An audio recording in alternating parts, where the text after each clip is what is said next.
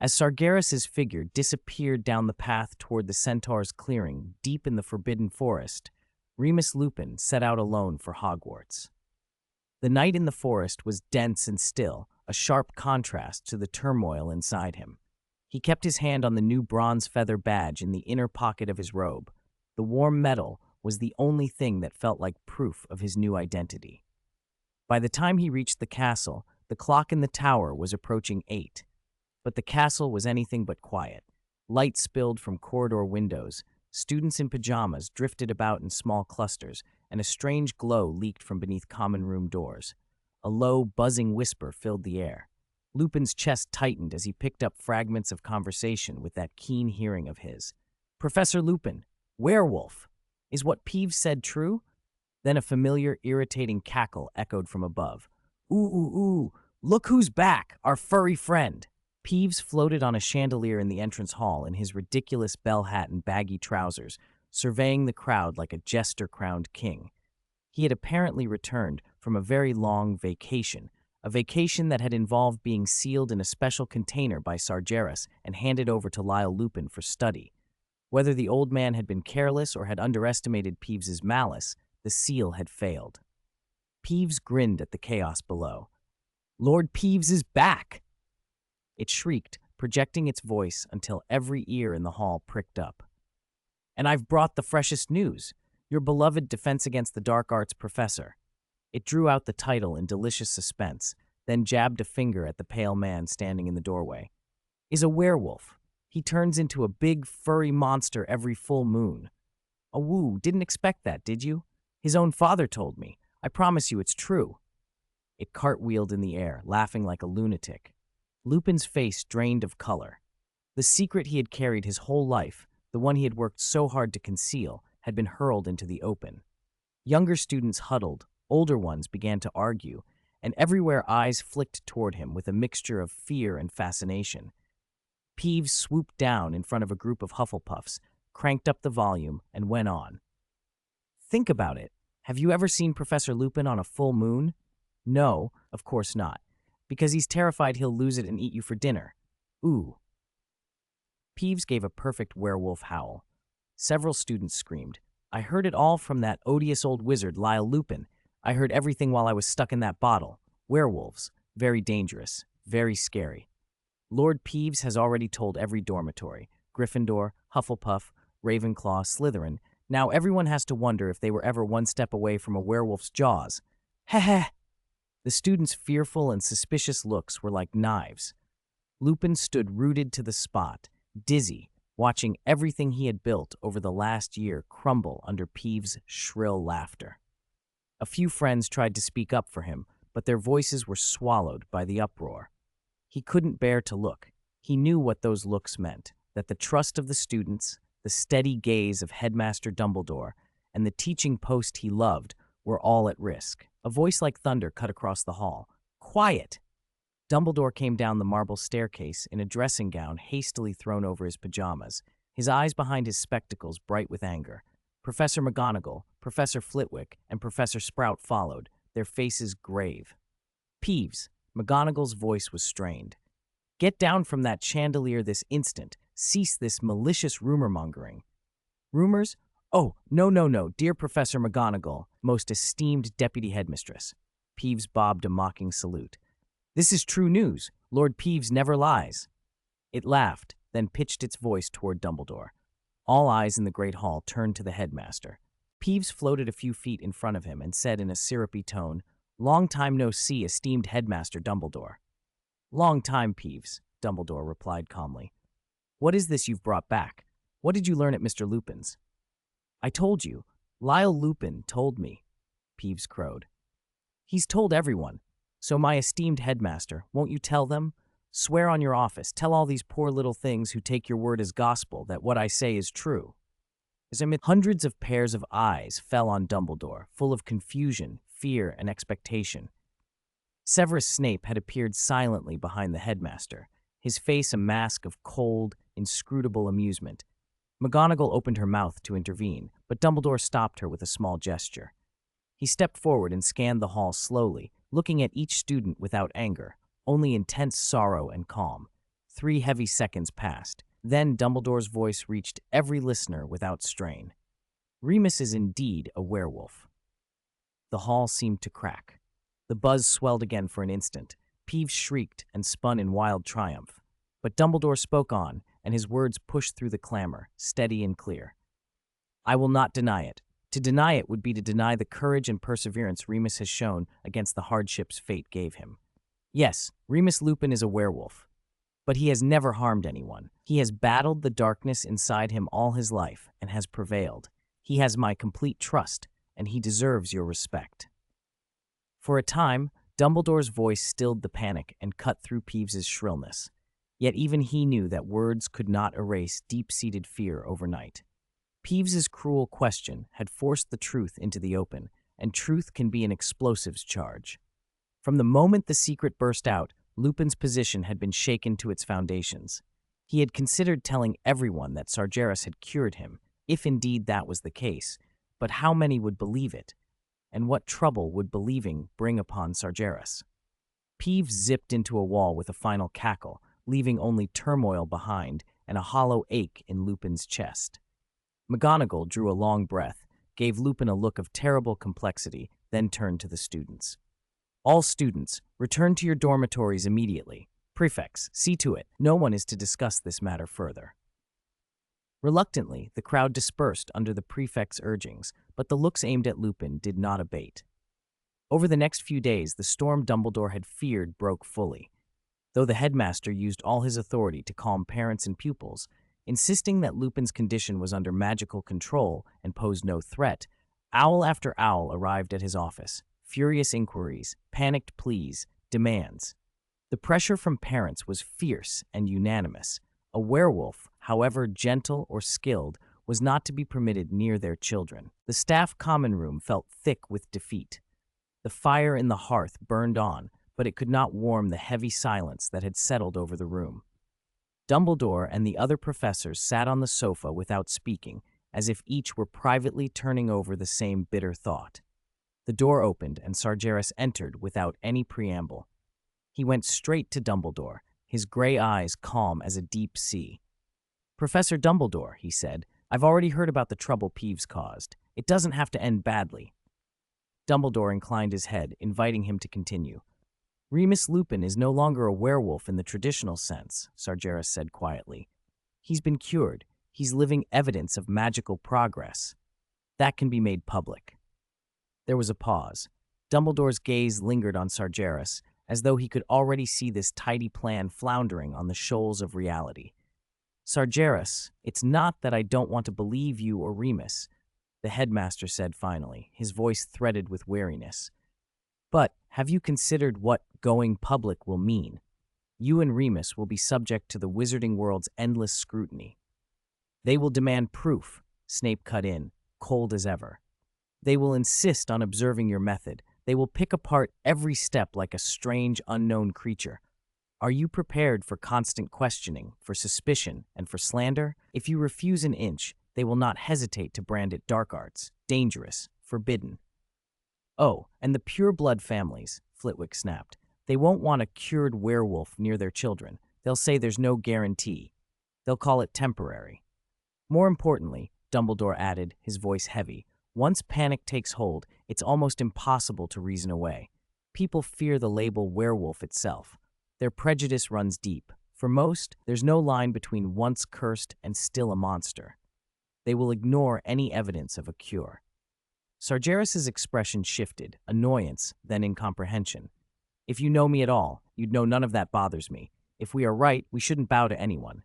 And the fact remains, Lupin is an excellent defense against the dark arts professor.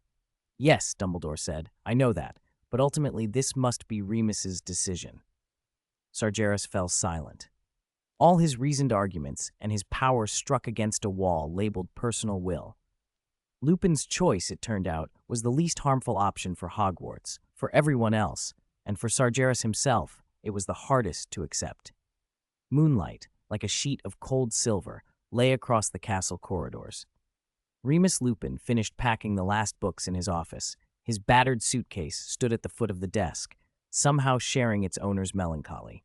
The knock on the door was soft, almost lost beneath the wind's whistling at the window.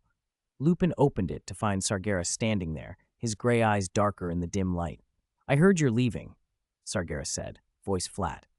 Lupin forced a rueful smile, the familiar weariness and a faint bitterness in it. "Yes, news travels fast." He stepped aside. "You know, because of those problems." "Your problems have been solved," Sagres replied. "You can tell everyone the truth. None of this should have happened." Lupin shook his head. He knew more than anyone that some problems could not be cleansed by facts alone. Fear and prejudice were lodged too deep in people's hearts. He might no longer be a werewolf, but the label would follow him for life. He did not want Dumbledore to be set against the world, nor did he want to make things harder for Sagres. Sagres' gaze swept the nearly bare shelves and the tidy desk and went straight to the point. "Your leaving will be a loss to the school, especially for the students who need you." "This is the best choice," Lupin said softly. Sagres nodded. "I respect your choice." Then he changed the subject. "But your knowledge shouldn't end here." He pointed toward an empty shelf. "You spent a great deal of effort constructing that mirror image projection. It can teach on its own, but it still lacks the most crucial part, your unique, in-depth understanding of defense against the dark arts, and your instinct for on-the-spot judgment." Lupin looked surprised. He had not expected Sagres to bring that up. Sagres went on, "If you are willing, before you leave, you can imprint your core knowledge, what you most want your students to learn, into that projection. Even if you cannot stay in the castle, your teachings and your outlook can persist." Lupin drew a long breath and turned back toward the desk. His eyes were still tired, but there was a spark of resolve. "What do I do?" Sagres produced his wand and let it rest in his hand without a flourish. "Think of what you most want to teach them. Not only spells, but the courage, the steadiness, the wisdom you hope they'll show in the face of fear." The tip of the wand glowed. Slowly, a silver strand of memory drew from Lupin's temple. Sagres guided the luminous thread into a crystal vessel set upon the table. "I'll help you bind it into the dual monument," he said, sliding his wand back into his sleeve. "The castle will remember you in a more lasting way." Lupin watched the small, bright filament coil into the crystal as if another self were being laid to sleep inside it. A weight lifted from him. "Thank you, Sagres," he breathed. "This is more than any farewell." "Knowledge should not be stopped by prejudice," Sagres replied simply. "Farewell, Remus. Hogwarts will remember you." Before dawn the next morning, a thin mist lay over the Black Lake. Remus Lupin packed the last of his things into the old suitcase in his office, changed out of his professor's robes into a faded Muggle suit, and took no leave-taking ceremony. He stopped only for a brief, quiet meeting with Dumbledore at the headmaster's office door. The old man's eyes were full of many emotions, but in the end he only sighed. "You don't have to do this, Remus," Dumbledore said gently. "I must," Lupin answered. "I have already caused too much trouble." He laid his letter of resignation on Dumbledore's desk. The former headmasters in their portraits watched in silence, some with sympathy, some looking away. Lupin shouldered his suitcase and walked once more through corridors that had been both familiar and strange. The castle gates closed behind him, shutting off a brief, beautiful period of ordinary life. He stood on the threshold, drew a deep, cold breath, and stepped into a future shrouded in mist. He was not empty-handed. In his pocket, his fingers curled around the bronze feather badge. One mission was over. Another, he told himself, was just beginning. 263. The ending of Zhang Pipagui. The corridors of Hogwarts were no longer safe. They had become Peeves' private carnival. His revenge spread like a contagion, turning every corner of the castle into his staging ground. Buckets of paint rained down on hurrying prefects. Vanishing stairs multiplied maliciously. Mud clung to every passageway. Suits of armor clanged through the night, full of captured goblins. Except for the Bloody Baron, every ghost in the castle endured Peeves' relentless assaults with chalk and jeers. The students complained bitterly, and Filch fumed. Peeves' high, shrill cackles echoed like a lunatic who had just escaped an asylum. Sagres found the farce unfolding in a quiet corridor. Peeves floated in midair, putting what he called final touches on a portrait of a sleeping nun, smearing stolen blue cheese across the canvas while crooning some obscene, self-made tune that mingled with the sour smell. Sargeras watched in silence, wand already raised. A storm of dark red magic coiled around Peeves' legs like a venomous snake. Peeves's laughter cut off. His beady eyes went wide with terror as he struggled. Sargeras stepped closer and said nothing. Peeves squirmed and, seeing him, immediately launched into the kind of torrents he loved, vile, fast, and inventive, laced with crude speculations about Sargeras's origins. "I'll shove your gutter-bred, stinking face into a troll's." The curses died as Sargeras produced a familiar crystal vial. Peeves' pupils shrank in pure panic. He thrashed helplessly while Sargeras's magic held him fast. "It seems your last lesson taught you nothing, Peeves," Sargeras said, calm and cold. "Your conduct is still little more than chaotic destruction, noise for noise's sake. Let me go, you black-hearted freak, half mudblood, half inferi. What are you going to do to the great Lord Peeves now?" Peeves shrieked, though his voice trembled.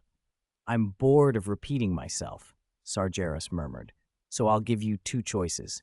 Consider it an act of mercy." He tipped the vial toward Peeves. "First," he said, "I will seal you permanently and deliver you to Mr. Lyle Lupin.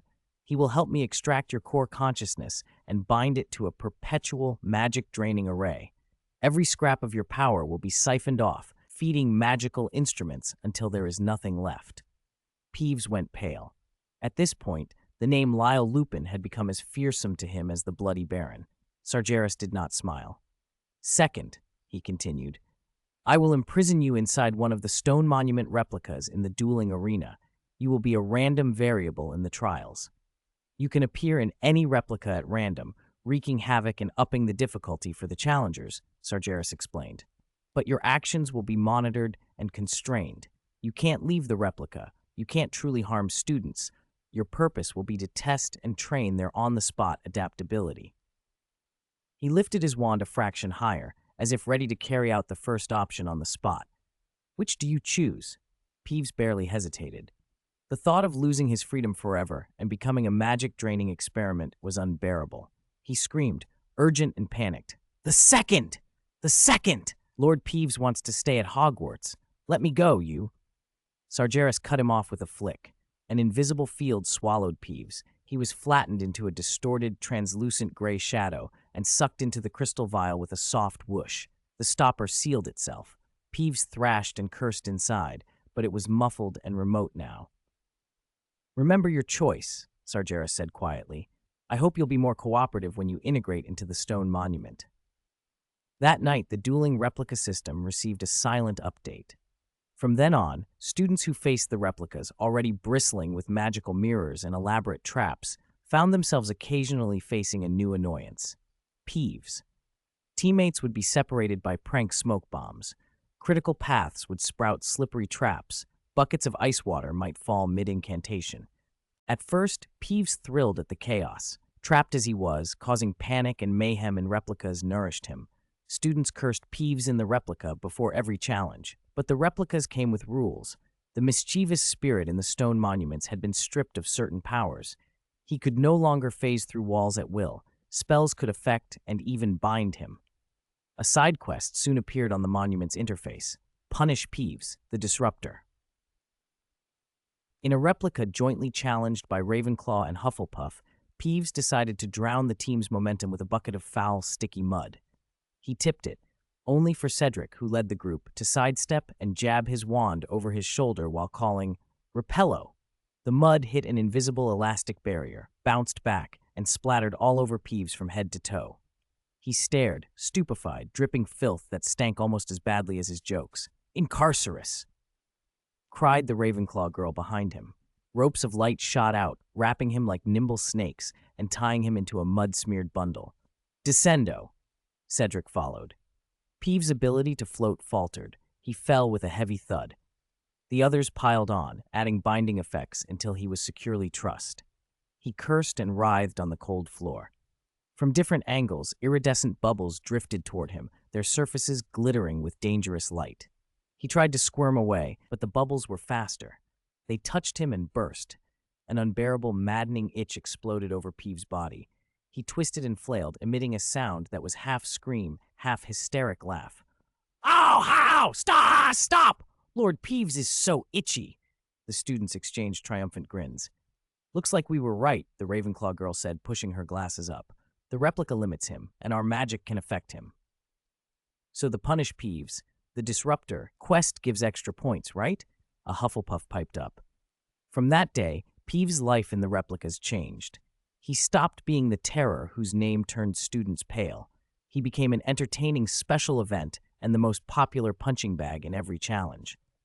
Students formed anti-Peeves strategy groups, sharing capture techniques and clever counterspells. The Weasley twins devoted themselves to developing counter-items: itchy bubbles, stink bombs, color-changing ink sprays. Peeves became their favorite and most sorely afflicted test subject. Other teams delighted in comical enchantments. Suddenly he'd sprout enormous flapping donkey ears, or be frozen midair in a sheet of ice, or be adorned with ridiculous tattoos or temporary women's clothing. Peeves' screams and curses remained part of the replica's soundtrack, but arrogance gave way to exasperated fury. "Don't steal Lord Peeves' hat," he would wail. "Let go. Lord Peeves is not your tool for practicing levitation. Oh, that's my trap, you thieves, scoundrels. Greengrass, Professor, let me out. I want to pick the first option. Send me to Lupin." Peeves's wails and curses echoed through the instance day after day and got no reply. Sargeras had known from the start that he couldn't truly eliminate Peeves. As the embodiment of Hogwarts students' mischief and malice, Peeves was bound up with the castle itself, almost an avatar of it. The talk of stripping consciousness and an extraction device had been nothing more than scare tactics Sargeras made up on the spot, part of a psychological gambit to fool Peeves. Lyle Lupin's research was irrelevant. It was only a plausible detail to give the story weight. The real point was that incorporating Peeves into the instance system required a very high-level magical contract, and that contract needed Peeves's consent. Sargeras offered Peeves two choices: a terrifying, overstated torture and a seemingly cheerful playtime that hid traps. Peeves chose, and in doing so put on the very shackles Sargeras had designed for him. It was a shabby lie, but it didn't matter. Peeves would never know he'd walked into a cage. From then on, he ceased to be a free-roaming troublemaker and became a random Easter egg inside the instance system. The contract and the instance rules severely limited his power, and students were tacitly permitted to carry out limited counterattacks against him. Want to get out? Impossible, unless the dueling arena crashed and collapsed. Otherwise, Peeves would be confined to that small world, tormenting young wizards forevermore. As the school year wound to a close, a familiar, complicated feeling settled over Hogwarts. Professor Lupin's gentle smile was gone from Defense Against the Dark Arts. They had lost another excellent teacher. Most students didn't care who he had been for any grand reason, but whatever the causes, a genuinely talented professor had packed his bags and left without even giving them a chance to say goodbye. For some, the loss was bitter, and yet a kind of thoughtless optimism, the Hogwarts tradition, sprang up during revision season. If the professor had resigned, wouldn't the Defense Against the Dark Arts exam be canceled? The idea crept through the library and the common rooms, spreading until it almost felt like a consensus. The morning before exams began, a slightly aged but magical parchment was delivered by a house elf to each house notice board. Across it was Professor Lupin's clear, familiar handwriting. "To all my students, although I cannot be with you for the end of term, I have set the final practical assessment for Defense Against the Dark Arts in the magical stone tablet of the dueling arena. It will appear in the instance format you know, and it covers the important magic and practical skills we have learned this semester. Consider it my last lesson to you. I wish you luck. Show the courage and wisdom you have gained. Sincerely, Remus Lupin." A chorus of resigned groans swept the great hall. "Oh no! He even left us an exam." "I knew it. He was too responsible." "He didn't have to be that responsible."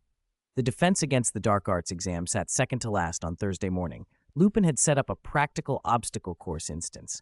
Students crossed a deep pond with grindylows, negotiated pits of red caps, slogged through a marsh, ignored the misleading cries of a hinky-punk, and then crawled into an old trunk to face a new boggart. Unlike Sargeras's clinical, efficient trials, this instance felt warmer. Each challenge was gentler, more like a careful review than a cold assessment. When students drove back red caps or forced the boggart into ridiculous shapes, what rose in them was not triumph alone, but a faint nostalgia and gratitude. And as the year ended, Harry felt another kind of bright joy. Sirius Black stood before him, looking better than he had in months. Still a little pale, but back to something like his old sharp-faced youth. "Harry, I'm all ready!" His voice was hoarse with excitement as he put a hand on Harry's shoulder. "Number 12, Grimmauld Place, I've cleaned it out. Well, mostly, thanks to Creature. He's a house elf. Your room is right next to mine. The window faces east, so you'll get morning sun. You don't have to go back to that Muggle family." Harry felt fireworks in his chest. He was almost ready to say yes on the spot. Sirius caught sight of Sagres, who had just come out of the library, and turned to him with an awkward, sincere expression. "And you, Professor Greengrass," he said more seriously than usual, "I formally invite you to visit over the holidays. I owe you an apology for everything, and for Creature's foolish and spiteful behavior earlier. I've warned him sharply. There are many old books and magical artifacts at the Black House you might find interesting." A subtle flicker ran through Sargeras's gray eyes before he gave a small nod. "Thank you for the invitation, Black. I will consider it." The warm air suddenly chilled when Dumbledore's voice cut in. "I'm very sorry, Sirius, but Harry must return to the Dursleys this summer." Dumbledore came down the stairs slowly, his silver hair and beard bright in the light. His expression was unusually serious. Through his half-moon spectacles, his blue eyes moved from a suddenly rigid Sirius to a pale Harry, and then to Sargeras, whose brow had lifted. "But why, Dumbledore?" Sirius demanded, incredulous. "Harry is my godson. He is safe and legal with me." "Safe," Dumbledore echoed softly, and paced forward until he stood facing them, his gaze fixed heavily on Harry. "True safety, Harry, comes from the gift your mother left you when she sacrificed herself, an ancient blood protection. It's bound to your blood.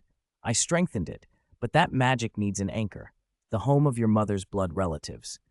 As long as you still recognize that place as your home and return there to stay for a period each year, the protection remains effective and prevents Lord Voldemort from touching you."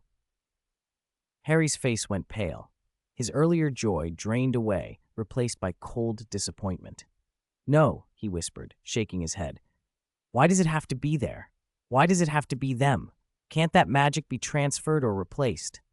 "I'm afraid not, Harry." Dumbledore's voice was full of compassion. "This is the most unique protection your mother gave you. We cannot risk it failing."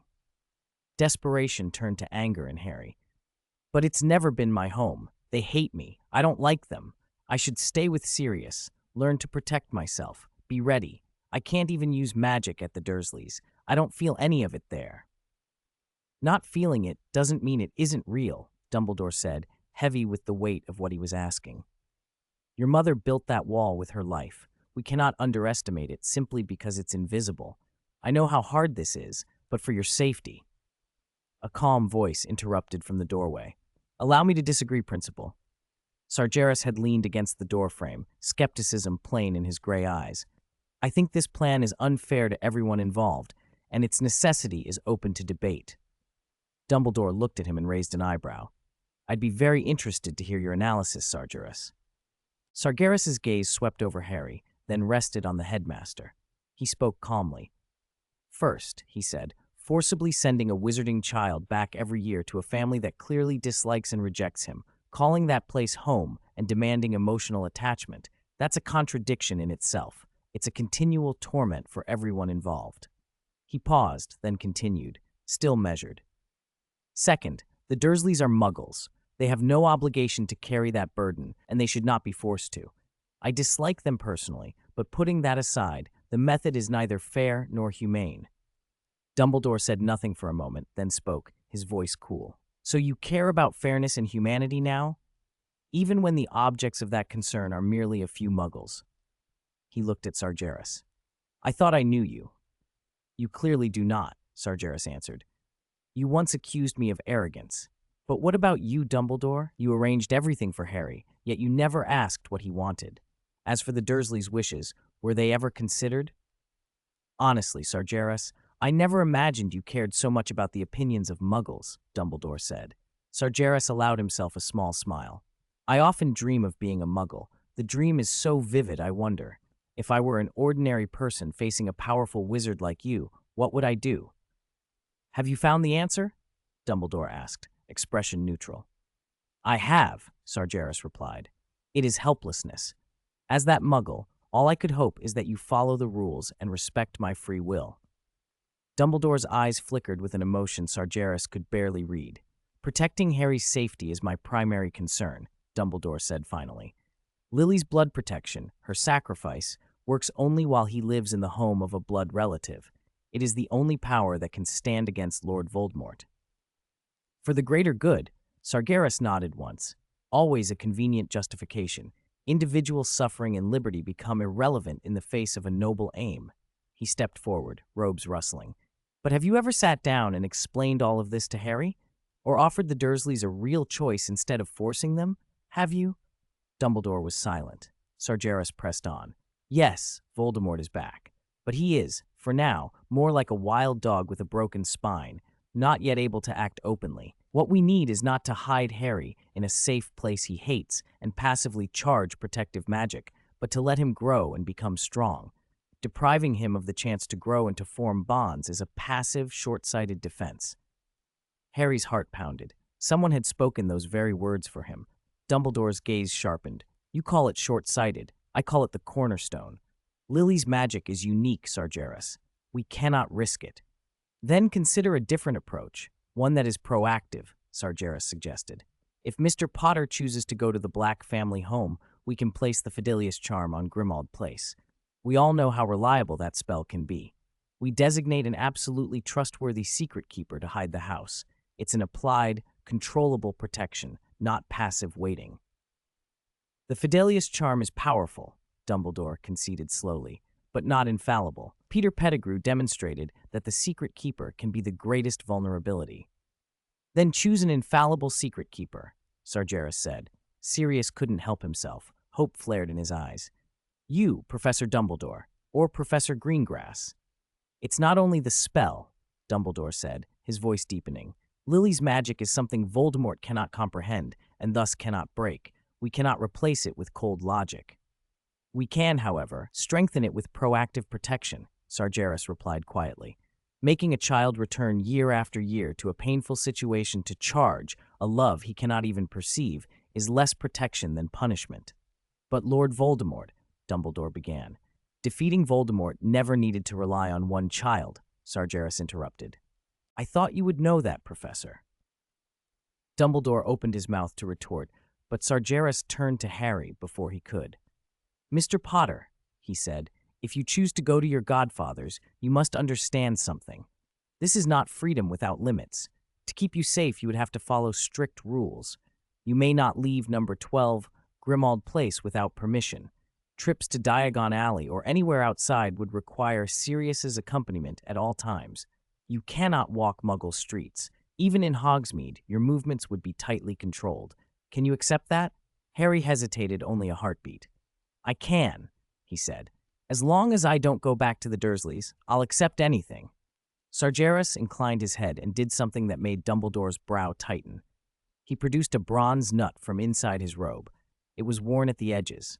With a quick twist of magic, the coin melted and reformed into a simple ring. This is a one-time portkey, Sargeras explained. Illegal, but effective. Infused with the right spells, it will override anti-apparition wards and spatial anchors and take you instantly to Grimmauld Place. Use it only as a last resort, only if your life is in immediate danger. Do you understand? Harry stared at the cold metal. It felt heavier than it looked, a right to choose, and a weight of trust. Dumbledore watched without intervening, his eyes moving between Sargeras's composed face and Harry's determined green ones. He sighed, a sound that held wariness and a reluctant concession. Then the choice is yours, Harry, Dumbledore said softly. To return to Privet Drive and rely on your mother's protection, or to go to Grimmauld Place and accept a different, more constrained but freer life, one that is, admittedly, more dangerous.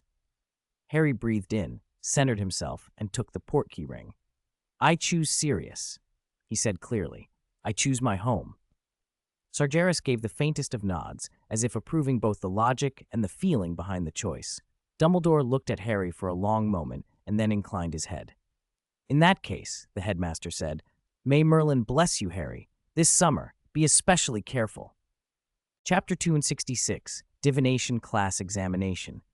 Harry clutched the cold portkey ring as if it were a lifeline.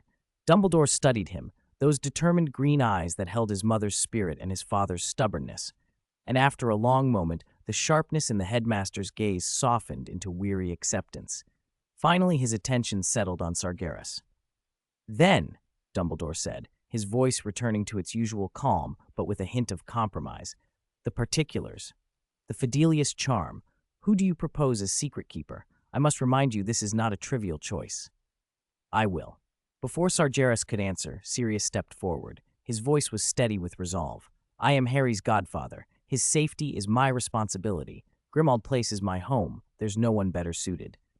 Dumbledore looked at him. "Sirius, no one doubts your courage, but your situation." "My situation is perfectly safe," Sirius interrupted, his voice rough with excitement. "The Ministry has withdrawn the warrant. I'm a free man. I'll protect Harry as I would have protected James and Lily. I swear it on my life. Unless I die, Lord Voldemort and his followers will never find Grimmauld Place." Sagres added calmly, "Mr. Black's determination is reassuring. In addition to the Fidelius charm, I'll layer several special protections and confundus enchantments so that even if the worst happens and the secret keeper fails, the place will, to muggles and wizards alike, appear ruined and utterly non-existent." "Very well." Dumbledore nodded slowly.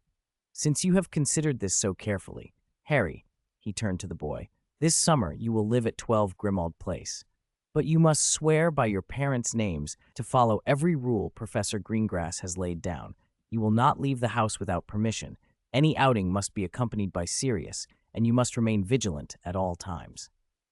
"I swear," Harry replied without hesitation, his heart pounding with joy and relief. "And you, Sirius?" Dumbledore's gaze grew grave. "What you gain is not merely the right to be with your godson. It is a heavy responsibility. You must be more cautious than ever. Every decision you make will affect Harry's life." "I understand, Professor." Sirius straightened. "I won't let anyone harm him." "Then it is settled." Dumbledore's hand waved away the last of the tension. "The actual casting, I leave to you. Sagres, I trust your magic will make this foolproof." Sagres inclined his head and turned to go. Harry and Sirius exchanged a look that held all the relief of reclaimed family. The ring in Harry's palm no longer felt cold. It burned hot with the promise of freedom. "We're going home, Harry," Sirius said, putting an arm around his godson, his voice warm and determined. "Yes, home." Harry repeated it, his green eyes bright with the first real sunlight of a summer that would be his. Sagres, a few paces ahead, stopped and turned back. He frowned at them. "There's still an exam to be taken." "What do you mean, home?" Both men fell silent. Sagres cocked his head and let his gray eyes sweep over them. "So caught up in the emotion you forgot the schedule. Excitement does impair judgment." His measured words were like a bucket of ice water, dousing the rising joy in Harry and Sirius. "The final exams are not entirely over. Mr. Potter, if I'm not mistaken, your divination exam still awaits."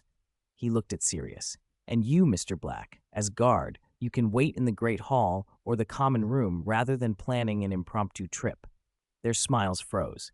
They both remembered that, before bursting into the headmaster's office, they had been on their way to the Great Hall so Harry could finish his last exam. Now?" Harry tightened his grip on the ring in his pocket, the heat of freedom cooling a little. "Do you think Hogwarts will rearrange its schedule for our personal drama?" Sagres' tone was flat and unamused. He turned and strode toward the dueling arena. Harry and Sirius shared a helpless, rueful look. The elation that had lifted them so high was pulled abruptly back to earth.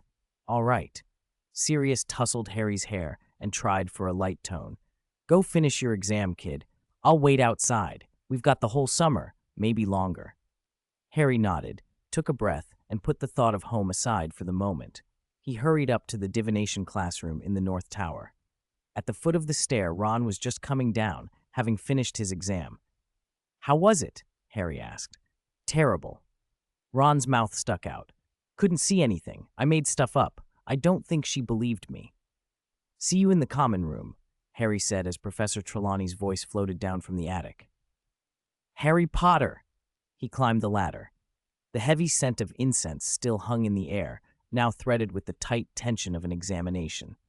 Professor Trelawney sat in her nest-like armchair, wrapped in scarves and beads. Her oversized glasses made her already large eyes look even more intense. The crystal ball before her glowed with a hazy white light. "Ah, Mr. Potter," she murmured in that quivering, otherworldly tone she preferred, as if returning from a distant vision. "Come, child, gaze into the endless crystal eye and discern the patterns the threads of fate have weaved for you. Tell me, what do you see?" Harry sat and tried to focus on the swirling white mist. His mind still echoed with the headmaster's words and the ring's heat. Concentrating was hard.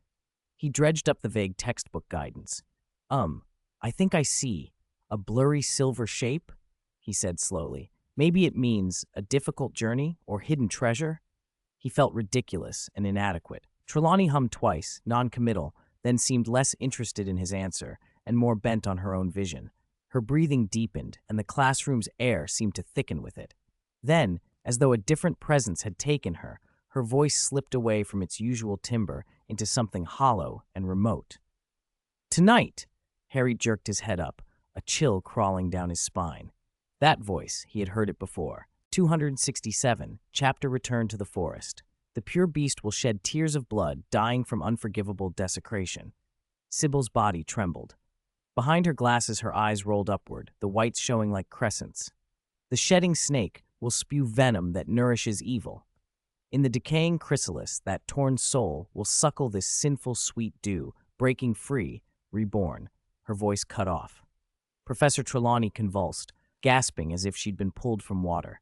She vaguely pushed her glasses up, looked about her, and her eyes went hazy and distracted again. "Oh, my dear child." She spoke weakly, as if nothing extraordinary had just happened. "Did you see, hidden treasures? Well, that's a lovely wish, but you must be talking nonsense." Harry could no longer hear anything beyond the echo of those words. He sat frozen, his heart pounding. The pure beast, silver blood, a unicorn. The shedding snake, venom. What did that mean? Breaking free, reborn, Lord Voldemort. Had Trelawney just made a real prophecy, or had she found some dramatic flourish for the end of his exam? He didn't wait to hear his mark. Perhaps she had already forgotten the exam altogether. He shot up from his chair. The legs scraped harshly on stone. "Professor, I must find Professor Dumbledore immediately." His voice was raw with shock. Before Trelawney could respond, Harry was out of the curtained classroom and down the spiral staircase in a run. One thought consumed him. He had to find Dumbledore, Sargeras, Sirius, someone, now. Everything was happening tonight. He hurtled down the North Tower's stairs, Trelawney's hollow prophecy stabbing at him like an ice pick. Bursting into the brighter corridor, he nearly collided with a solid chest. "Hey, watch it, Harry!" Sirius steadied him, the relaxed smile he'd worn while waiting for his godson's exam instantly draining when he saw Harry's pale, terrified face. "What's wrong? The exam go badly? Trelawney scare you again?" "No, it's not that," Harry panted, gripping Sirius's arm like a lifeline. "A prophecy. She seemed to make a real prophecy. Sirius, it's tonight." He stammered out Trelawney's words. "The pure beast sheds tears of blood, dies from desecration. The shedding snake spews venom. The torn soul sucks evil, breaking free, reborn. It's Lord Voldemort. He's going to do something tonight. He's likely going to be resurrected." Sirius's face hardened in an instant. He had seen war and knew the weight of a true prophecy. Trelawney could be comic at the best of times, but in a fit like that, she could not be ignored. "Go find Dumbledore, now." Sirius made a quick decision and hauled Harry with him toward the headmaster's office. They burst past the stone gargoyle, sprinted up the spiral staircase, and nearly knocked the portraits from their frames. Fawkes raised his head and gave a soft, warning cry. Dumbledore stood by the window. At the sound of their arrival, he turned.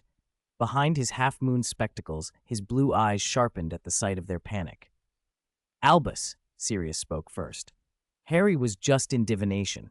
Trelawney went into a trance. She made a prophecy. Harry forced himself to breathe and repeated the prophecy as clearly as he could. Dumbledore listened without interrupting, his expression grave. When Harry said breaking free, reborn, the depth behind Dumbledore's eyes deepened even further. Unicorn blood, the shedding snake's venom, Dumbledore murmured, fingers tapping the desk. This sounds like ritual magic. The office door began to open. Professor McGonagall and Sargeras stepped in. They had come in to speak with Dumbledore and caught the tail end of the report. Sargeras's gaze swept over Harry and Sirius, finally resting on Dumbledore. What happened? Sybil made a prophecy, Dumbledore said, voice low. About tonight. About Tom. He may be attempting some kind of resurrection ritual. Sargeras listened without expression, but the air around him seemed to chill. He didn't need more details. Those elements alone were enough. With no hesitation, he moved. The next instant, a sharp crack split the air. His black robe snapped outward, his figure twisted and compressed as if sucked into a vortex, and then vanished. He had apparated from the headmaster's office, destination clear, Albania. Deep in the Albanian forest, ancient branches twisted together like a mass of desperate, reaching arms. A sharp snap broke the dead stillness. Sargeras materialized in a clearing, the leaf mold under his feet barely indented. Thick shadows poured from beneath his robe, and then his form altered, expanding, rearranging, and a gigantic raven-shaped shadow shot up into the canopy. The forest below became a black sea, and the shadow raven swept through it, scouring valleys, streams, and dense copses. Minutes stretched as he searched. He checked caves and hollows, following faint traces of dark magic that turned out to be the work of small nuisances, grindylows or redcaps. Nothing matched the prophecy. Reappearing by a murky stream to plan his next sweep, he was almost struck by a half-man-high jagged boulder hurled at him from the trees. It moved with a foul wind and brutal force, an attack that relied on sheer strength rather than magic. Sargeras blurred just in time. The boulder grazed his robe and smashed into the spot he'd occupied, sinking into the mud and flinging up rotten leaves. He turned, cold-eyed, to the source. A tall, heavily muscled old giant charged from the trees, roaring. His skin was like cracked bark, smudged with foul paint. He reeked and radiated a wild savagery. The giant bent to seize another stone for a follow-up strike, but Sargeras gave him no second chance. He raised his wand, and in a calm, single motion, spoke, Confringo. A thick, blinding red explosion struck the giant's chest. The body tore apart with a thunderous blast, the giant's magical resistance meaningless against such power. Sargeras did not linger over the remains. His gaze moved to the cave mouth from which the giant had emerged. The air around it was rank. Piles of white bones lay scattered, animals, and closer in, smaller human skeletons in tattered clothing. Nearby lay 2 or 3 decomposing female bodies, abandoned and gruesome. A massive rock had been rolled against the entrance. From behind it came faint, muffled sobbing. Sargeras flicked his wand, and the boulder shifted aside as if it were a piece of cloth, revealing a narrow, dark tunnel. Huddled deep inside was a young woman, almost naked, filthy, eyes hollow, her body and face marked by prolonged abuse. She quivered and whimpered when she saw movement, utterly broken. Sargeras approached without visible pity. He cast legilimency, peering into the tangled, terrified fragments of her mind. The images were broken and jumbled, chaos and fear. He touched the wand to her temple and said, Memory recall. Carefully he patched together the torn pages of her memory, her name, where she had come from, how she had been taken. Then, without hesitation, he spoke another word, obliviate.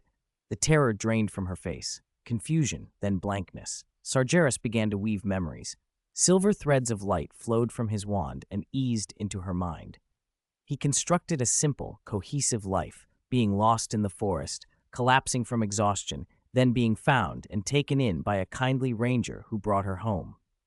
He finished the weave, glanced at her tattered clothes, tapped them with his wand, and they transformed into a plain, rough set of garments. Then he apparated with her. For a moment, their figures blurred and vanished. He sent her toward the place he had just instilled in her memories as home.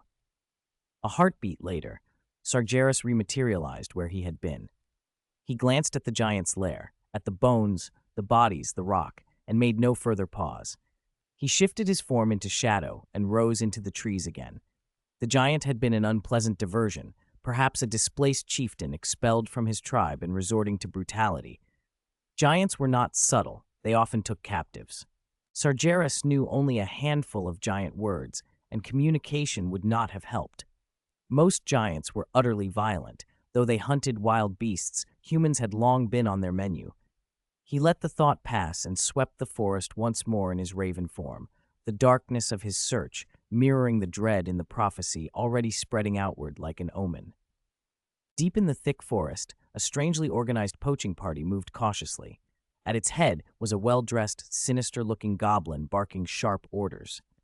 3 human dark wizards flanked him, eyes hard, wands clutched and scanning the gloom. In front, 4 burly muggles, their eyes blank, their movements stiff, shouldered double-barreled shotguns. The heavy barrels gleamed like cold metal, dangerously effective against any unprepared witch or wizard. In the center of the group sat a magically reinforced cage. Inside, a terrified thunderbird cowered, its beautiful plumage streaked with blood. Several bulging magical sacks lay nearby, clearly packed with other ill-gotten trophies. The underbrush on the far side of the clearing exploded, and a sharp, accented voice shattered the poacher's confidence. "Drop your weapons. Release the muggles immediately." 2 young people burst out into the light, followed by a third, older wizard. All 3 wore practical dragon-hide jackets. The boy held his wand with tight, ready fingers. The girl fixed her gaze on the shotguns and leveled her wand at the goblin. "It's you persistent hyenas again," she spat. "You've got a good nose for trouble." The goblin's shrill sneer cut back. "Kill them! They'll make perfect fodder for our goods." 2 dark wizards grinned and raised their wands. The 4 muggles, puppets under Imperio, stiffly reared their shotguns toward the intruders. Aiden started a spell, Stoop, but before he could finish, the forest was torn by the thunder of gunfire. Lead cracked through the trunks, splinters exploding everywhere. The impact sent the 3 American wizards scrambling for cover. A shield charm might not stop a direct hit from those heavy bores. "Ha ha! Like it, Muggle toys?" one of the dark wizards crowed. "Keep firing. Flush them out." The barrage pinned Aiden and Chloe behind trees. When Aiden managed to send a blistering red bolt, reducto, it struck only a shield and fizzled. Chloe fired almost at once, Petrificus totalis, and a numb, dazed muggle froze mid-step and collapsed. Spells and gunshots lit the dim wood in a blurring staccato. The 3 American wizards were sharp and well-trained, their magic precise and quick, but they were outnumbered and facing skilled, experienced opponents. The Imperio-controlled muggles charged without fear. The goblin barked more orders from behind them, occasionally launching a nasty counterspell. A green streak of light hissed past Chloe and burned the tree behind her, leaving a charred groove. A blood-red bolt struck Aiden. He yelped, doubled over, racked with pain. "Kill these meddling Americans! Kill them!" the goblin shrieked. Then the sky above the clearing went suddenly, inexplicably dark. A monstrous shadow descended like a rolling black cloud, swallowing the light. A cold, dead pressure fell over every throat. All movement stopped as heads craned upward to see what blotted out the canopy, a pitch-black, enormous silhouette hovering without a sound, as if death itself had paused above them. "Merlin," Chloe breathed, momentarily forgetting to dodge. The poacher's swagger evaporated. The goblin's malicious shriek froze into a thin thread of terror. At the shadow's center, a figure condensed and dropped like a curtain. Sargeras landed in the clearing, steady, his hollow eyes sweeping the scene without a flicker of feeling. Silence snapped into place. Fear made one of the dark wizards frantic. He lunged to finish a curse, teeth bared. Avada! A blinding red light tore through him before he could finish. The other 2 dark wizards recoiled. Instincts screamed apparate, but Sargeras flicked his wand upward, and the surrounding space locked solid. They found their escape blocked and only cried out. The forest answered Sargeras as if obeying a command. Ancient trees groaned, trunks twisting, bark shredded, and the trees tore themselves free of the earth, their trunks elongating and reshaping into monstrous serpents. In seconds, the clearing was a frenzy of writhing, powerful snakes. The remaining dark wizards were crushed and shredded under the onslaught in moments. Sargeras extended a hand. The goblin, nearly paralyzed with terror, was yanked toward him as if pulled on strings. "No, my lord. Mercy. We were just doing a small business," the goblin wailed. Sargeras bored into the goblin's mind with merciless legitimacy. The pleas died in the throat. The short creature convulsed, then collapsed into the dust, frozen in a rictus of despair. Sargeras found nothing, no trace of the clue they sought about Lord Voldemort. He waved his wand, and the dozen massive snakes slid back into the earth. In an instant, trunks smoothed and branches regrew. The forest knitted itself quiet again. Sargeras turned to the four muggles. With two light taps, he erased their memories of the day and softened them into sleep. "Obliviate," he said. "Stupefy."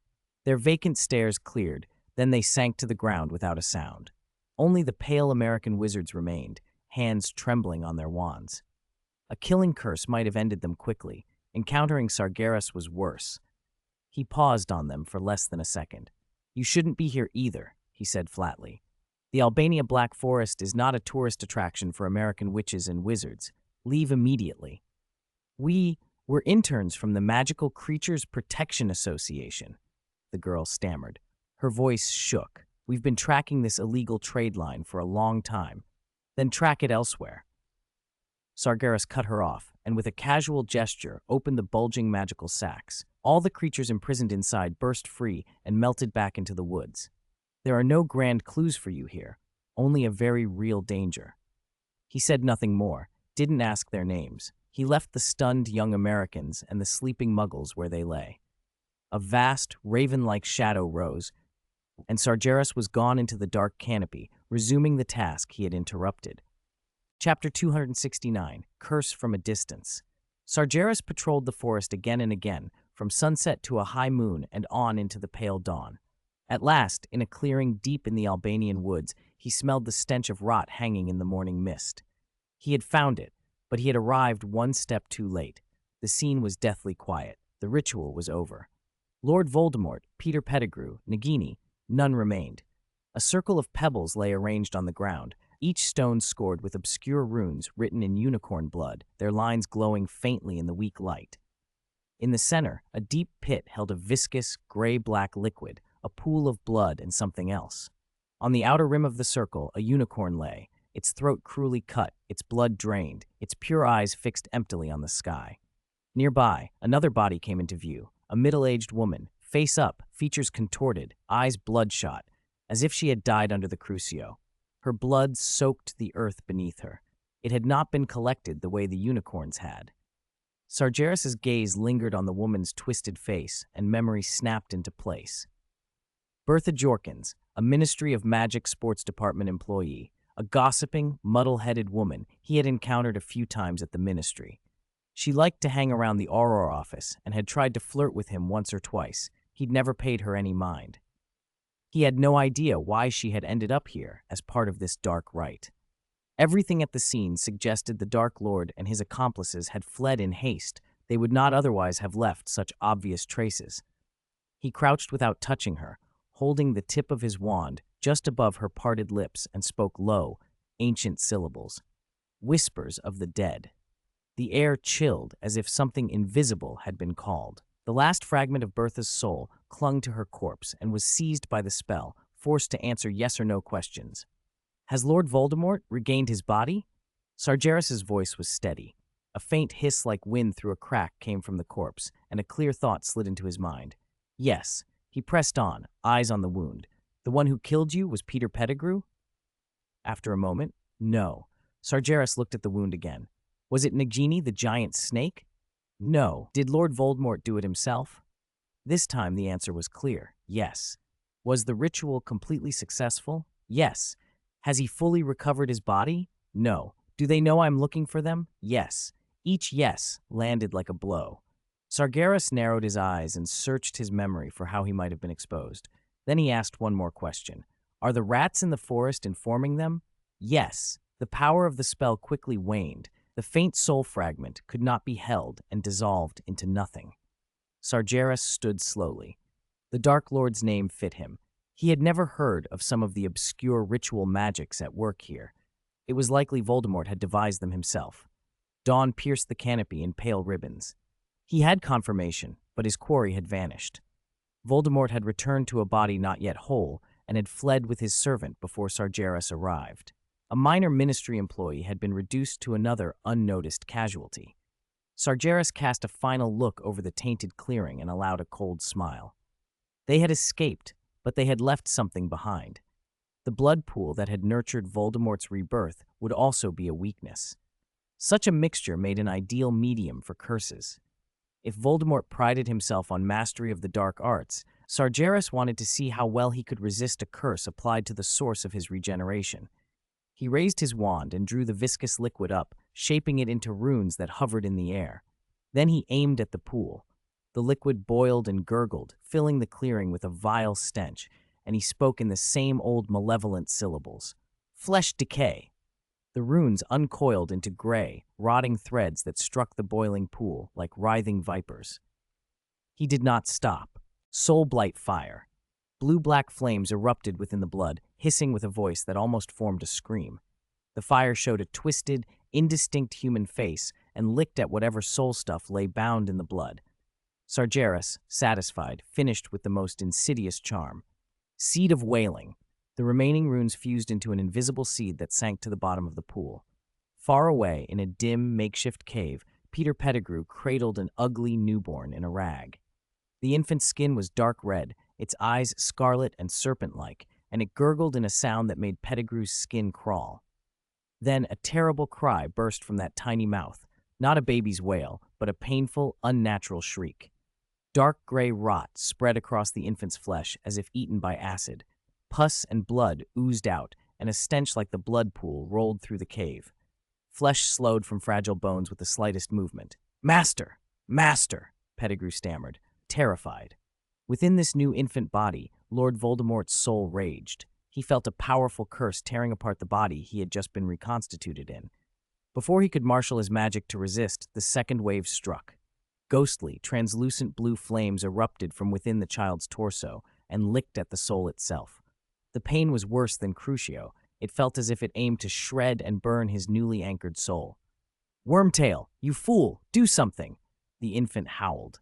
Pettigrew flailed his wand, uttering protective charms that sounded thin and helpless against the ancient malice.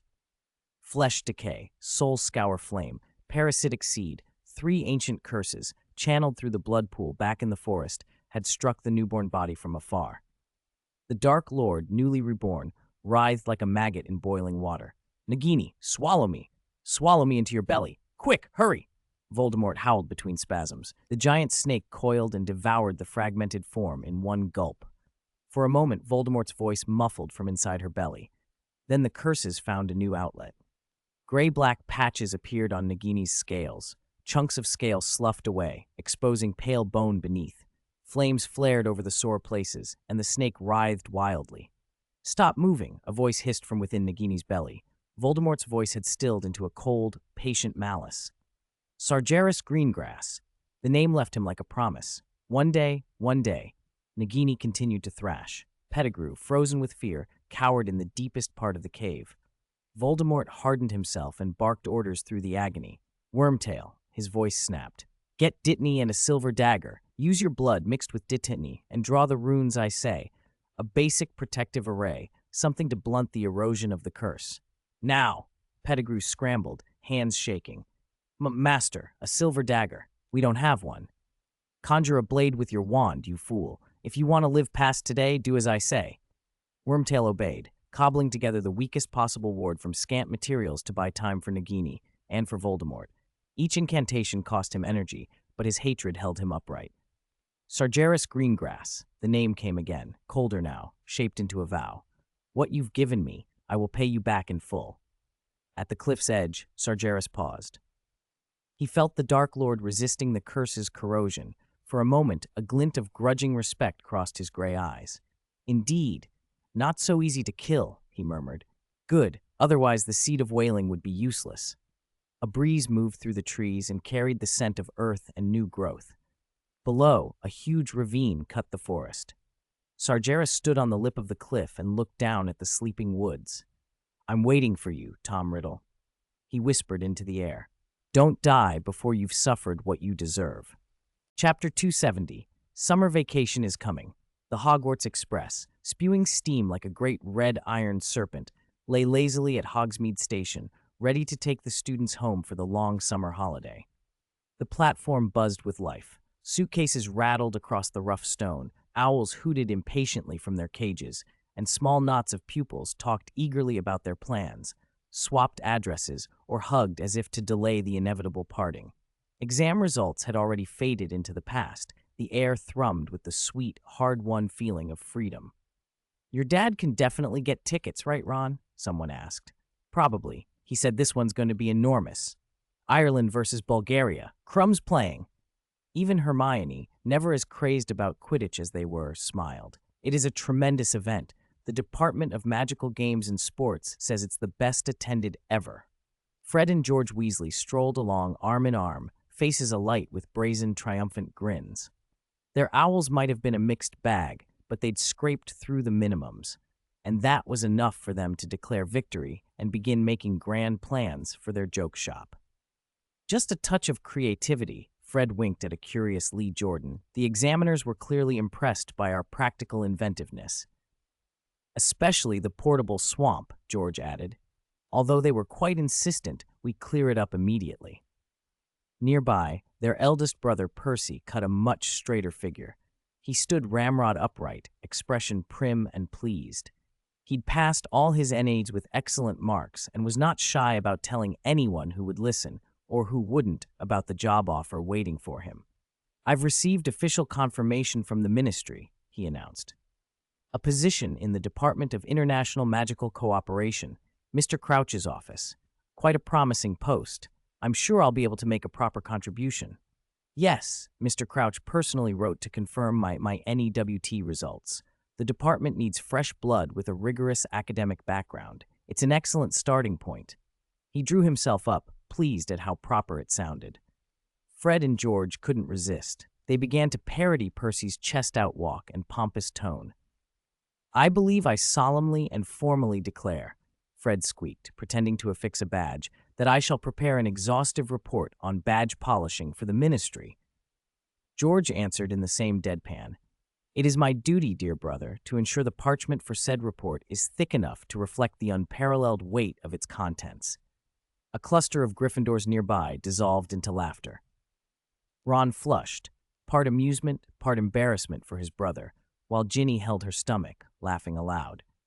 Professor McGonagall, sheathed in emerald robes and hair immaculate as always, swept her sharp gaze across them, nodding here and there and issuing the briefest of commands. "Potter, I expect you to glance at your transfiguration notes this holiday. Messrs. Weasley, I trust your experiments will not affect the entire village of Ottery St. Catchpole. Practice your spells and protect your wands." The most conspicuous figure, of course, was Hagrid. Half his bulk almost blocked the platform entrance as he boomed, "Goodbye, Harry. Goodbye, Ron. Hermione. Mind you write to me." He grew on the sentimental side, and with a wuff, blew his nose into a handkerchief the size of a tablecloth. "Another year gone, you lot have grown," he choked. When he saw Percy, he thundered, "Congratulations, Percy. Splendid results. Your mother must be proud." Percy accepted the praise a little stiffly, clearly finding Hagrid's manner lacking in decorum, though Percy's own voice was hardly a whisper. The train's whistle shrieked a long blast, and the carriages began to move. Hogwarts' silhouette blurred, then slid out of sight behind the mountains. The school year was over. Number 12, Grimmauld Place, ancient House of Black, sat in a permanent shadow. The mansion seemed forever trapped in a gloomy twilight, and a musty smell clung to every hallway. Dust motes drifted through the narrow shafts of light that forced their way past heavy curtains. Everywhere but Harry's room lay under a thin film of neglect. Still, Harry and Sirius had carved out an odd kind of happiness there, a longed-for, reclaimed family life, free of the Dursleys. Except for Kreacher.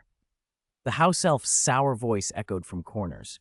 "Filthy blood traitor, bringing that whelp to sully the noble House of Black." His bulbous, pale eyes would glitter with hatred every time he saw Harry and Sirius. "Shut up, Kreacher," Sirius would roar, and the elf would respond with a venomous glare, slam a door, and vanish. He rarely contradicted Sirius outright, but he shadowed them with muttered insults. Lunchtimes were always the point at which tempers flared. "Kreacher," Sirius would call down the corridor, "bring something to eat. No spitting, no undercooked stew, not that leather-hard stuff again." A moment later, Kreacher would appear with a soft pop, carrying a silver salver bearing a few uneven slices of cold meat and dry bread, unappetizing enough to make them wince. He would set it down with a clatter, sending dust motes drifting in the heavy air.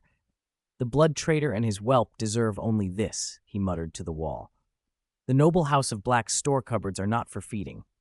Shut up, Sirius snapped, waving his wand to warm the meat and soften the bread. Cook properly, or I'll seal you and that madwoman's portrait in the cellar. Harry tried to say thank you. Creature merely scowled at him, spat out something about hypocritical whelp, and vanished with another pop. Cleaning was worse. Sirius could manage cleaning charms well enough, but he lacked patience. One spell meant to clean a rug would sometimes coat half the sitting room in an ill-looking pink fuzz. Blast it, he swore, waving frantically as Creature materialized, shrieking and polishing the nearest bit of silver with a rag so filthy it had blurred into a single grimy smear. Oh, mistress, look at what has become of your home. The blood traitor defiles the glory of black. The elf wept as he rubbed so hard the silver creaked. I'm trying to clean, you idiot. Sirius retorted. Creature does not need to clean. Creature must guard, the elf wailed, almost bending the plate with his zeal. Caught in the middle, Harry often felt awkward and useless. When he tried to help, sweeping cobwebs from the mantel with a whirlwind sweep, decades of dust exploded into the air, sending both him and Sirius into fits of coughing while Creature chortled in grim triumph. Despite all that, Harry felt a deep, steady satisfaction he had never known. He could use his wand freely, practice spells under Sirius's patient eye, and not worry about the Dursleys yelling or Dudley sneering. The sitting room frequently lit with spell flashes. He was particularly determined to perfect the Patronus charm, the one Professor Lupin had taught him to fend off Dementors. Expecto Patronum, he tried again and again. He gathered his happiest memories, the feeling of flying a broom for the first time, winning the Quidditch Cup, the steadiness of his friends, and a bright silvery mist would pour from his wand. It felt warm and safe, and the gloom of the house seemed to lift, but the mist never quite solidified. That's very good, Harry, Sirius said once, leaning in the doorway, a proud, slightly wistful smile on his face. Better than I was at your age. Just wait. One afternoon, Sirius took down an old trunk and pulled out photographs and keepsakes from his school days. Most of the pictures were alive with movement. 4 reckless young men, James, Sirius, Lupin, and Peter Pettigrew, arm in arm, making faces at the camera, James showing off a new broom. Harry's fingers traced his father's bright, youthful face in the photograph, and a complex ache of longing, pride, and regret rose in his chest. In the corner of one picture stood a red-haired girl with a stern expression, mid-throwing a book at James, an image that made Harry smile. Your dad would be so proud of you, Sirius said in a rough voice, his fingers lingering on a group photo as if reluctant to let go. That night, Harry lay awake, the laughter from those old photographs echoing in his mind. He thought of Sirius finally free, and of at last having a place he could call home, spite of Creature's constant grumbling. A warm, steady happiness settled over him, different from the thrill of a match, deeper and lasting. He reached for his wand without really thinking. Expecto Patronum, he whispered this time, not shouting.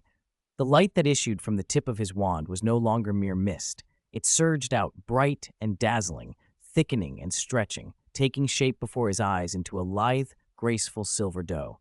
It glided across the room, a proud, protective presence, its silvery glow banishing the shadows. Even the sour faces in the portraits seemed to fall silent for a moment, awed. The doe dipped its head as if to guard Harry, then broke apart into a spray of shimmering light that slowly faded away. Harry stared at the tip of his wand in astonishment, his heart swelling with a fierce, unnameable joy. 271.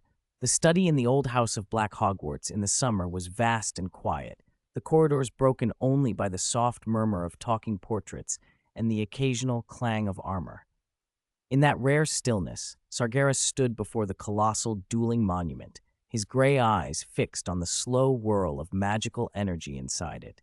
He thought back to the dangerous time he had taken 2 years earlier, when he had used a time-turner to slip briefly into the Founders' era and watch them as young, brilliant, terrible people. The styles and logic of Ravenclaw and Slytherin magic, in particular, had burned into his memory. Now, it was time to turn those memories into something real. He lifted his wand. Silver magic gathered at the tip as he traced into the air. Complex runes and filaments of power streamed from him, weaving into the core of the monument. The first image formed, Rowena Ravenclaw. Not merely learned, but elegant and lethal. Her spells were swift, precise, the kind of magic refined through thought and endless optimization, able to find a hairline gap in an opponent's defense and exploit it instantly. The next shape that emerged was Salazar Slytherin, a cold majesty wrapped in serpentine phantoms twisting at his feet. His power was ancient and calculating, a winter-keen cunning, mastery of the dark arts, and a razor-sharp decisiveness marked every gesture. Building the founders' likenesses took days. Sargeras resisted the temptation to make them puppets, instead striving to recreate the spirit and intention behind their magic. When those two were done, he did not stop. There were darker figures lodged in his memory that he wanted to reinstantiate as hazards and tests. Old Elios, the obsessive wandmaker who had lived past 130, Fenrir Greyback, brutal leader of a wolf pack, a few ambitious, skilled goblins, a couple of household elves who had turned domestic magic into cruel, weaponized curses. He had even considered recreating certain pure-blood elders he'd dueled in the past, their spells distinctive, insidious, hard to read. But because Hogwarts still housed descendants of those families, reenacting their defeats would be inappropriate. He let the idea go. Instead, the new characters were placed in dungeon scenarios as neutral obstacles or unpredictable threats to add challenge and uncertainty to the dueling program. When he finally lowered his wand, the dueling monument held a new, silent population. Later that gloomy afternoon, as agreed, Sargeras arrived at number 12, Grimmauld Place, through Professor McGonagall's office fireplace. He had been here at the start of the summer, not to visit, but to turn the house into an impregnable safe house. He recalled the earlier meeting. "Are you sure you want to be the secret keeper yourself?" he had asked Sirius. Sargeras's tone was flat. "That role carries absolute danger. If you're captured, the consequences, beyond the secret being revealed, could very well be death." Sirius's face had lost its usual arrogance and taken on a heavy resolve. He glanced at Harry, who stood beside him, fists clenched with nervous energy, then answered without hesitation. "I'm sure. I'm Harry's godfather. It's my responsibility. I won't let anyone else be put in danger because of my mistakes again." The last line came out rough, the memory of Peter Pettigrew's betrayal still a wound. Sargeras had nodded and begun. For hours, the core of the Black family house thrummed with magic. Sargeras stood in the living room as a stream of molten silver power ran from his wand, creating ripples in the air. Sirius and Harry watched, tense. They could feel the atmosphere change as an invisible, impenetrable barrier began to form, quietly severing the house from the busy London world outside. At the last syllable, a burst of golden light flared from Sargeras's wand and spread to every corner of the house, then collapsed inward, settling into Sirius as the new secret keeper. A hush fell. "It's done. I made some subtle changes," Sargeras said, lowering his wand. "From now on, number 12 will exist only in your awareness, Black, and in the minds of anyone you tell. To the outside world, it has ceased to exist." Sirius felt a strange relief, as if a blade had been lifted off his neck. That was only the first layer. Sargeras kept working, laying down rune upon rune, ancient silver sigils on doors, windows, and walls to forbid eavesdropping, wards on roof and foundations to deflect malicious probes and curses, adjustments to the house's own magic nodes so they resonated with the Fidelius charm and enhanced concealment. Each protection was woven to complement the others until the mansion was a fortress of nested, integrated wards. Harry and Sirius watched in awe. They had never seen so many different protections cast so cleanly and effortlessly. When Sargeras had finished, he checked once more, put his wand away, and said, "As long as the secret keeper does not willingly reveal the secret, this will be the safest place in the magical world." "Thank you, Professor Greengrass," Harry said earnestly, green eyes bright with gratitude. Sirius added his own solemn thanks. "If you ever need anything, don't hesitate to ask." Sargeras accepted their thanks with a faint nod and let the words rest there. Over the following weeks, Sirius kept sending Patronuses to invite Sargeras back, to thank him and to show how well Harry was settling in under the protection.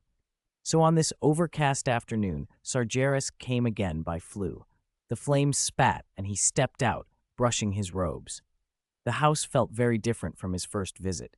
It was still dim and smelling of old wood, but the suffocating decay had been largely banished. The scent of freshly baked scones drifted down the corridor. From somewhere, a portrait was arguing in its usual indignant way. "Professor Greengrass, you're here!" Harry called, rushing down the stairs with a relaxed smile. "Who's here?" Sirius's voice came from the other end of the hall. He appeared moments later, brisk footsteps announcing him. The seriousness Sargeras remembered had softened into a bright grin. "Ah, Professor, welcome back. Welcome to the House of Black, which finally doesn't look so haunted." After a few pleasantries, Sirius led them to the main attraction with a complicated mixture of pride and embarrassment. He pushed open a heavy black walnut door. "You might find this interesting," he said. "The Black Library, Family Treasures. It's full of my ancestors' collected junk. Honestly, a lot of it is odious, but there are obscure magical tomes and notes here you won't find anywhere else. I thought maybe you could sift through and pull out anything valuable before it just rots away." The library was large, its tall shelves pressed with old leather and mottled spines. Glass cabinets displayed dangerous and alluring artifacts. Curiosity flitted across Sargeras's face. He moved slowly among the stacks, fingers trailing over titles like Bloodline Purification, Theory and Practice, Shadow Walking, and Atypical Curses and their dissolution methods. "Impressive," he murmured, partly to himself. "The accumulation of a pure-blood family over centuries, no matter how narrow its original intent, contains depths you can't get anywhere else." His hand rested finally on a large tome bound in black dragonhide. Chapter 272, Forgetting Food and Sleep. Sargeras carefully drew the book out and eased it open, fingertips tracing the elegant, age-darkened cursive on the first page. On the cover, in something that looked like fresh blood, were the words "Bloodline Grafting and Purification." A glance at the signature made him raise an eyebrow. Quentin Baelish Gaunt. "Interesting," he murmured. "Someone from the House of Gaunt." Sirius leaned over to look and immediately scrunched his nose. "Gaunt? Ugh, sounds extinct. This book gives me the creeps. Be careful. Who knows what nasty knowledge it hides?" Sargeras nodded, then shook his head lightly. "Knowledge itself isn't good or evil. It's how it's used." "And by whom?" Harry added. Sargeras looked up from the pages and gave a rare, small smile. "You're right. It's usually not the knowledge that's wicked, but the people who misuse it." He held the heavy volume in both hands.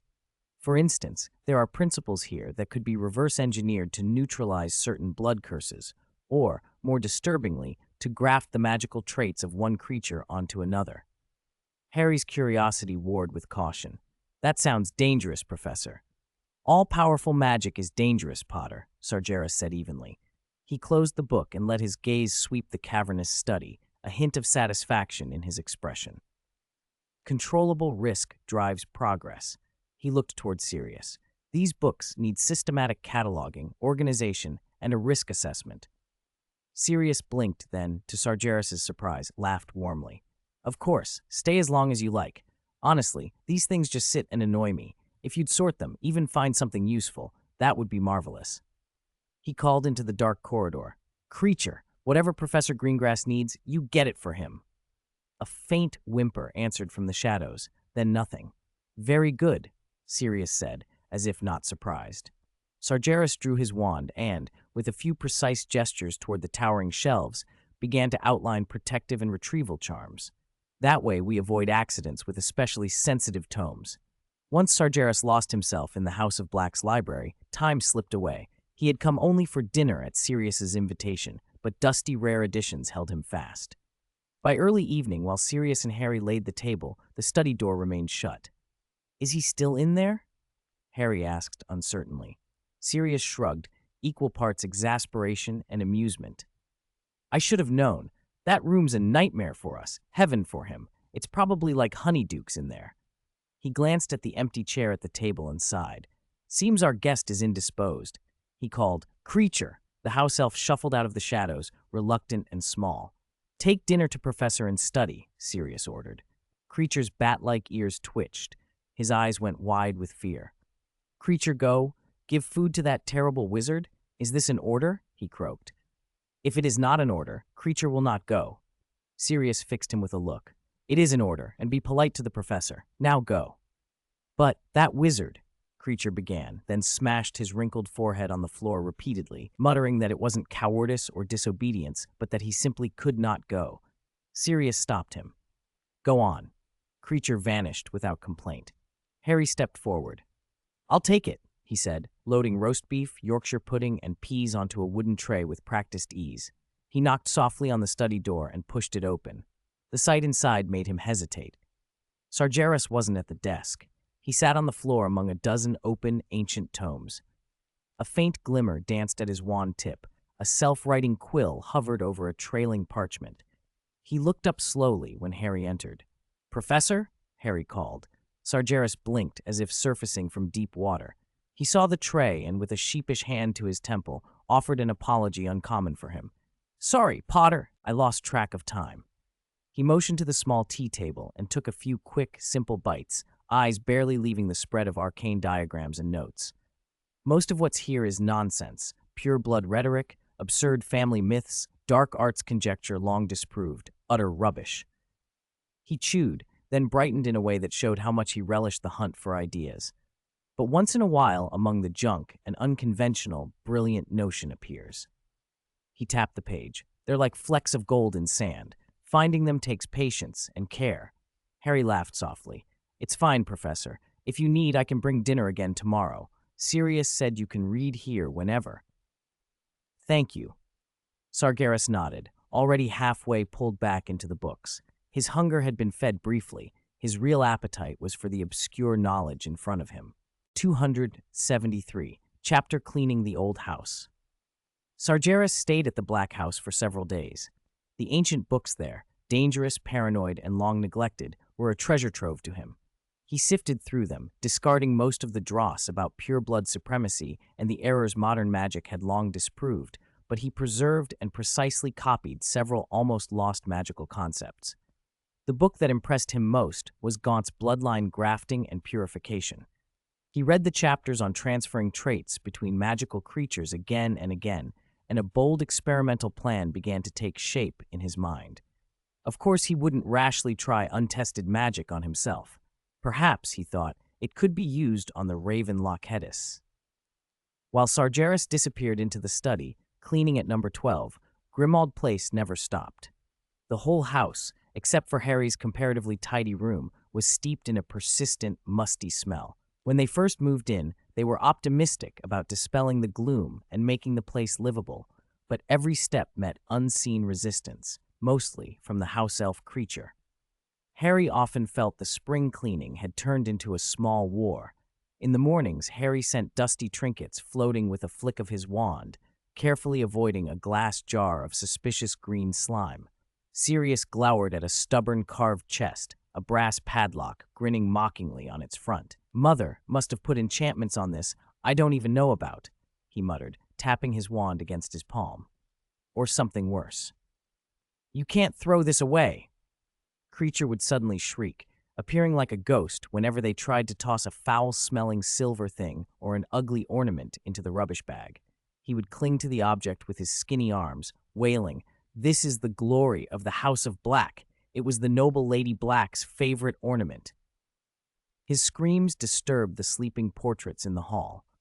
The old Lady Black's mouth was taped shut with a bit of magical sealing, but she still struggled and let out muffled, vicious roars that made everything more chaotic. Sirius's face darkened with impatience and disgust. His movements grew rough, as if he wanted to throw everything out.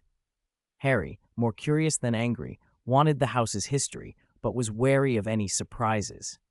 Sirius switched targets and tried to bag a constantly screaming vase with a large cloth. Harry wrestled with a set of silver teaware that snapped like it wanted to bite him. "Don't be so gentle, Harry. Just chuck it in the sack," Sirius shouted, ducking a spray of filth from the vase. As they pulled back heavy curtains, a swarm of angry doxies exploded out as though their nest had been disturbed. The tiny creatures clenched their four little fists and dove for Harry and Sirius, trying to bite ears and fingers. "Ow, what?" Harry yelped, waving his arms to bat them away. "They're doxies. Blast it." "Incendio might work, but it could set these curtains on fire," Sirius swore, drawing his wand. From the second floor, drawn by the commotion, Sagres leaned over the banister and watched. A confundus will stun them, he said without coming downstairs. He flicked his wand. An invisible ripple of magic passed through the room, and the doxies spun confusedly for a moment, then sulked and burrowed into the rubbish bag. They usually nest in fabrics, Sargeras added as he came down. It's best to drive them out and inspect before you start cleaning. Professor, have you finished organizing your books? Not yet. I need to clear my head first, Sirius answered, joining in the work, though most of his time he hung back, as if he only wanted to see the house's relics. Once, while Harry was clearing a large wardrobe, a heavy, ornate velvet robe suddenly came to life. Its long sleeves whipped out like a constrictor and coiled around Harry's neck. Ha! Ah! Harry's face turned purple. His wand clattered to the floor. Sirius, alarmed, barked a diffindo that only startled Harry. Relatio! He shouted, and the charm struck the mad robe. It stiffened, then went limp and slid back into the wardrobe. Sargeras watched with a slight frown. Many pure-blood families put curses on their garments to prevent theft, or to display their obsession with guarding property even after death, he explained. Test any apparently valuable clothing for curses first. A simple hominum revelio will show most low-level enchantments. They found more tricks as they worked. A music box that played itself and spread gloom, a set of silver combs and scissors that tried to cut anyone's hair automatically, a magical scale that insisted on slapping price tags on everything it weighed. Hedwig, who sat briefly on the scale, ended up with several tags stuck to her rump. Every time a problem appeared, Harry and Sirius could rely on Sargeras for an answer. Creature watched all this with eyes full of resentment and fear. He dared not oppose Sargeras and would shrink away in fright when the professor was near. But when they weren't looking, Creature would sneak things back out of the rubbish bag, hide them in his cupboard, and whisper complaints to the portrait of the old Lady Black about the prodigal sons destroying the house. When Sargeras was absent, he brazenly emerged from the shadows to make mischief. This is the mistress's precious legacy. You cannot just throw it away. He would shriek, flinging his tiny body at the rubbish pile, using small spells to return items to their places, or even hiding them deeper. Once, a small figurine leapt out of the bag and nearly struck Harry, clearly Creature's doing. Slowly they worked their way to the wall, where the House of Black tapestry hung. The great cloth was dimmed by age, the names and birth and death years of the family embroidered into ornate gold scrolls. At the top, in large looping letters, someone had stitched, "The Ancient and Noble House of Black, always pure." "Why aren't you on it?" Harry asked, looking at the bottom line of names. "I used to be," Sirius said, tapping a small charred hole where his name had been. His fingers hovered over the blackened circle, his tone steady, but the undercurrent of emotion clear. "That's me." "Why?" "After I ran away, my dear old mother couldn't wait to remove me," Sirius said, a mocking smile touching his mouth. "Pretty clean, isn't it? Saved me the trouble. Run away from home? Why?" Sirius gave a wry smile and ran a hand through his tangled hair. "Because my parents and most of my relatives think love and freedom tarnish the bloodline. They're obsessed with who's inherited what. To them, the Blacks are inherently superior." He pointed to a scorch mark between Bellatrix Lestrange and Narcissa Black. "That's my cousin Andromeda, disowned for marrying a muggle, brought shame to the family." His finger slid up past a parade of haughty faces and stopped on a name, Cygnus Black. "My dear uncle," he snorted, a laugh without warmth. A fanatic for pure-blood purity. He thought Bellatrix marrying a Lestrange was a service to the bloodline. Sirius lowered his voice. "I was nearly forced to marry his daughter." Harry stared at the ancient names and dates on the tapestry and felt a chill. Sirius's finger went on to a withered, disdainful face above. "Look at this, Harry," he said mockingly. "Phineas Nigellus, most conceited old fool, former headmaster of Hogwarts, unpopular, naturally. He's frowning in his portrait as if the world owes him a galleon. This is Araminta Melliflua, my mother's cousin. She tried to push a ministry decree to legalize muggle hunting. Crazy, isn't it? And this is Aunt Elladora. Started the family tradition of beheading house elves when they got too old to carry trays. Even I think she's sick." Sirius shook his head. Every so often, someone decent appears in the family, and the rest of them eagerly disown the poor soul. He tapped the scorched mark that stood for himself. "You have a brother?"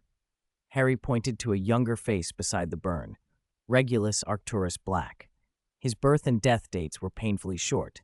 Yes, he lived in this room once, like me. Sirius wasn't really looking at the tapestry now. His gaze drifted toward the bedroom behind Harry, the one he'd stayed in, his eyes unfocused, as though seeing through the walls into the past. His room used to be all Slytherin green and silver, complete fool. Harry didn't answer. He read the death date and, with a cold realization, worked it out, about 15 years ago. Sirius swept his arm across the whole wall, as if brushing away its history. It's all just pure-blood madness and decay. Look at it, Harry. Remember it.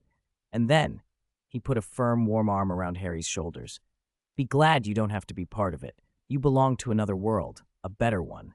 Standing beneath the burned black mark and the cold, thread-like eyes on the tapestry, Harry felt grateful, not just because he was free of that decay, but because the man who had walked away from it and brought warmth into his life stood beside him.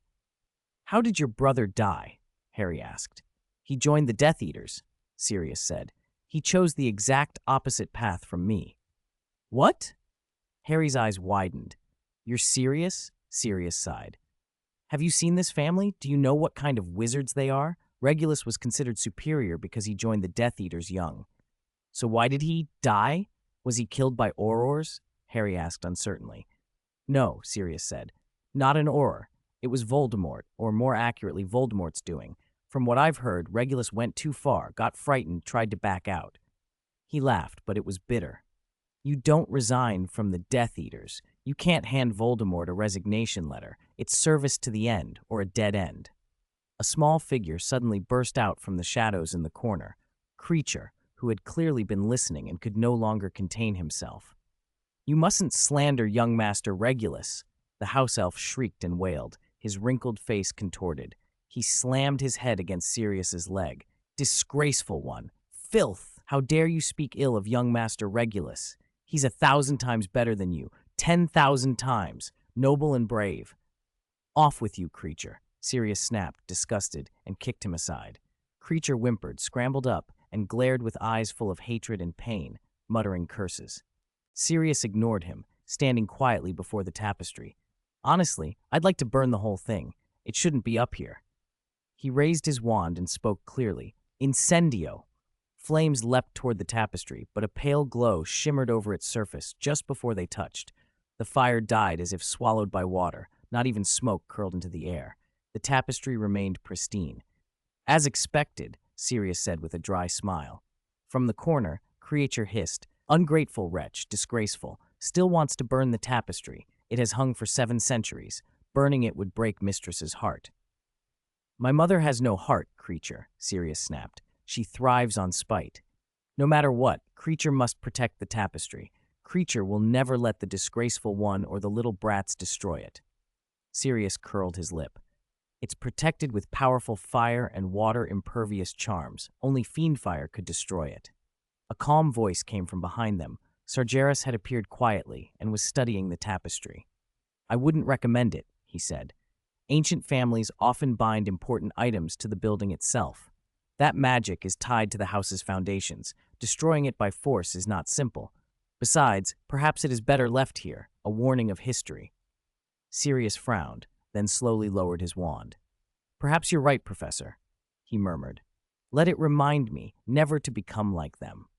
The room fell silent. The 3 of them stood, looking at the vast tapestry, each lost in their own thoughts. Sagres reached out, his fingertips hovering over a name stitched into the tapestry, then drew back as if wary of whatever ancient warding might cling to it. This never-fading gold thread embroidery and the enchantments woven into it are worth studying, he said.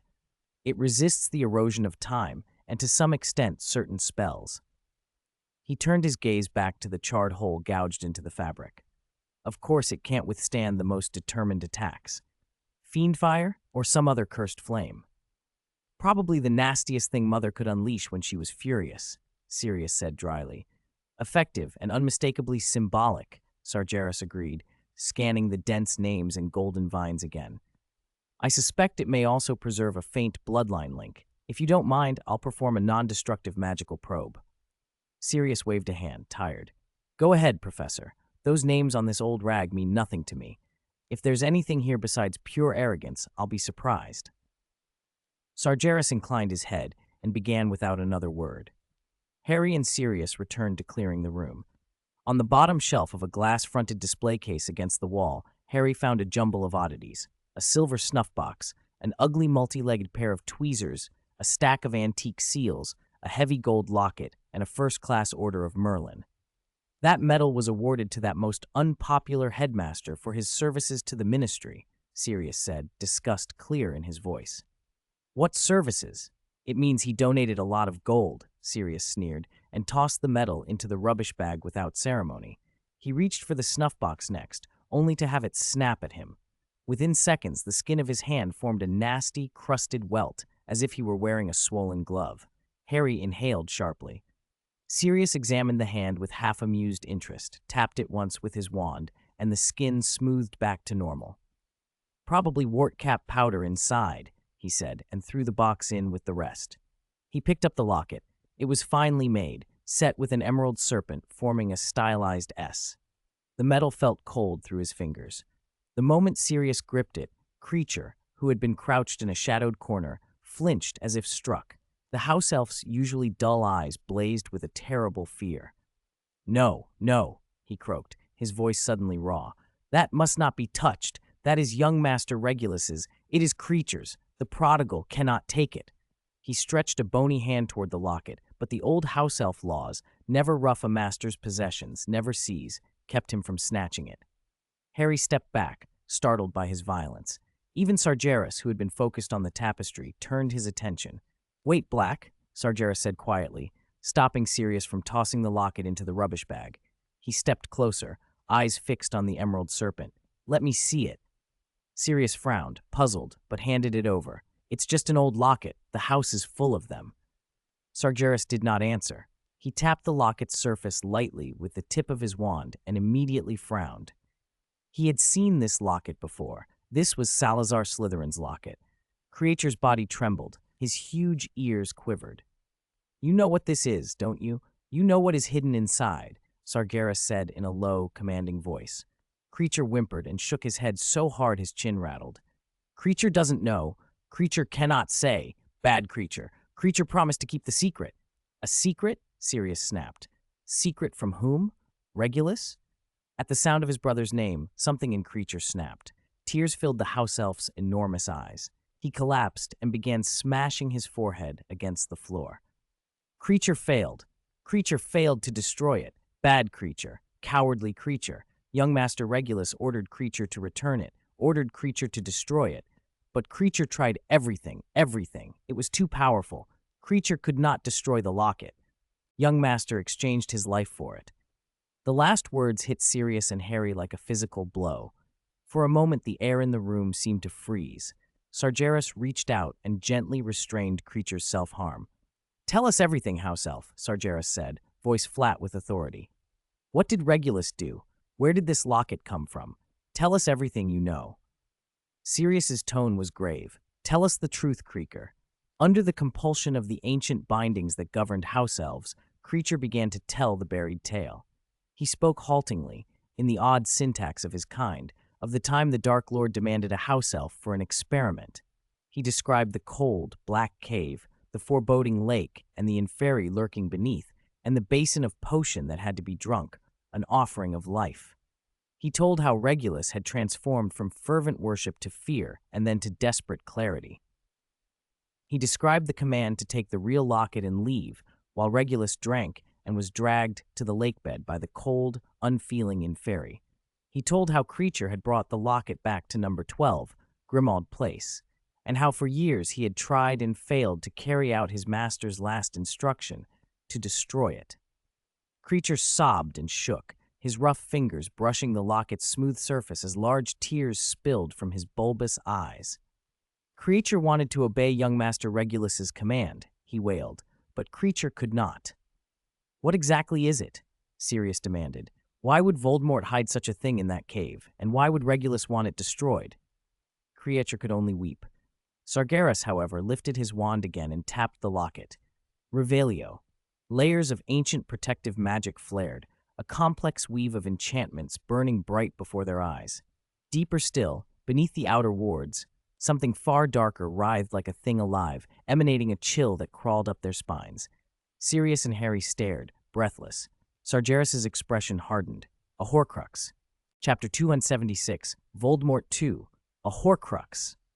A Horcrux, Sirius and Harry spoke at once. Neither of them fully understood the term.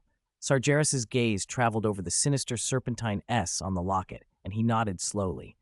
A container that holds a fragmented soul. Its existence means. He let the words hang, then finished in a voice cold as the dungeon air. As long as this object survives, the one who made it can remain anchored to the world of the living, never truly dead, even if their body is destroyed. Lord Voldemort, Harry murmured, a chill creeping along his spine. Yes, Sargeras confirmed. Lord Voldemort made Horcruxes. This is one of them. He levitated the locket with a charm and then directed a spell at it. Langlock. The light from the spell sank into the intricate carvings, but the locket stayed stubbornly shut, like a stone that refused to wake. Sargeras's face did not change as he waved his wand and intoned another charm, softer this time. Hand of Craft, obey the key. The locket shivered. A faint green light threaded through the gap in the lid, but it remained clasped. Let me try, Sirius said eagerly.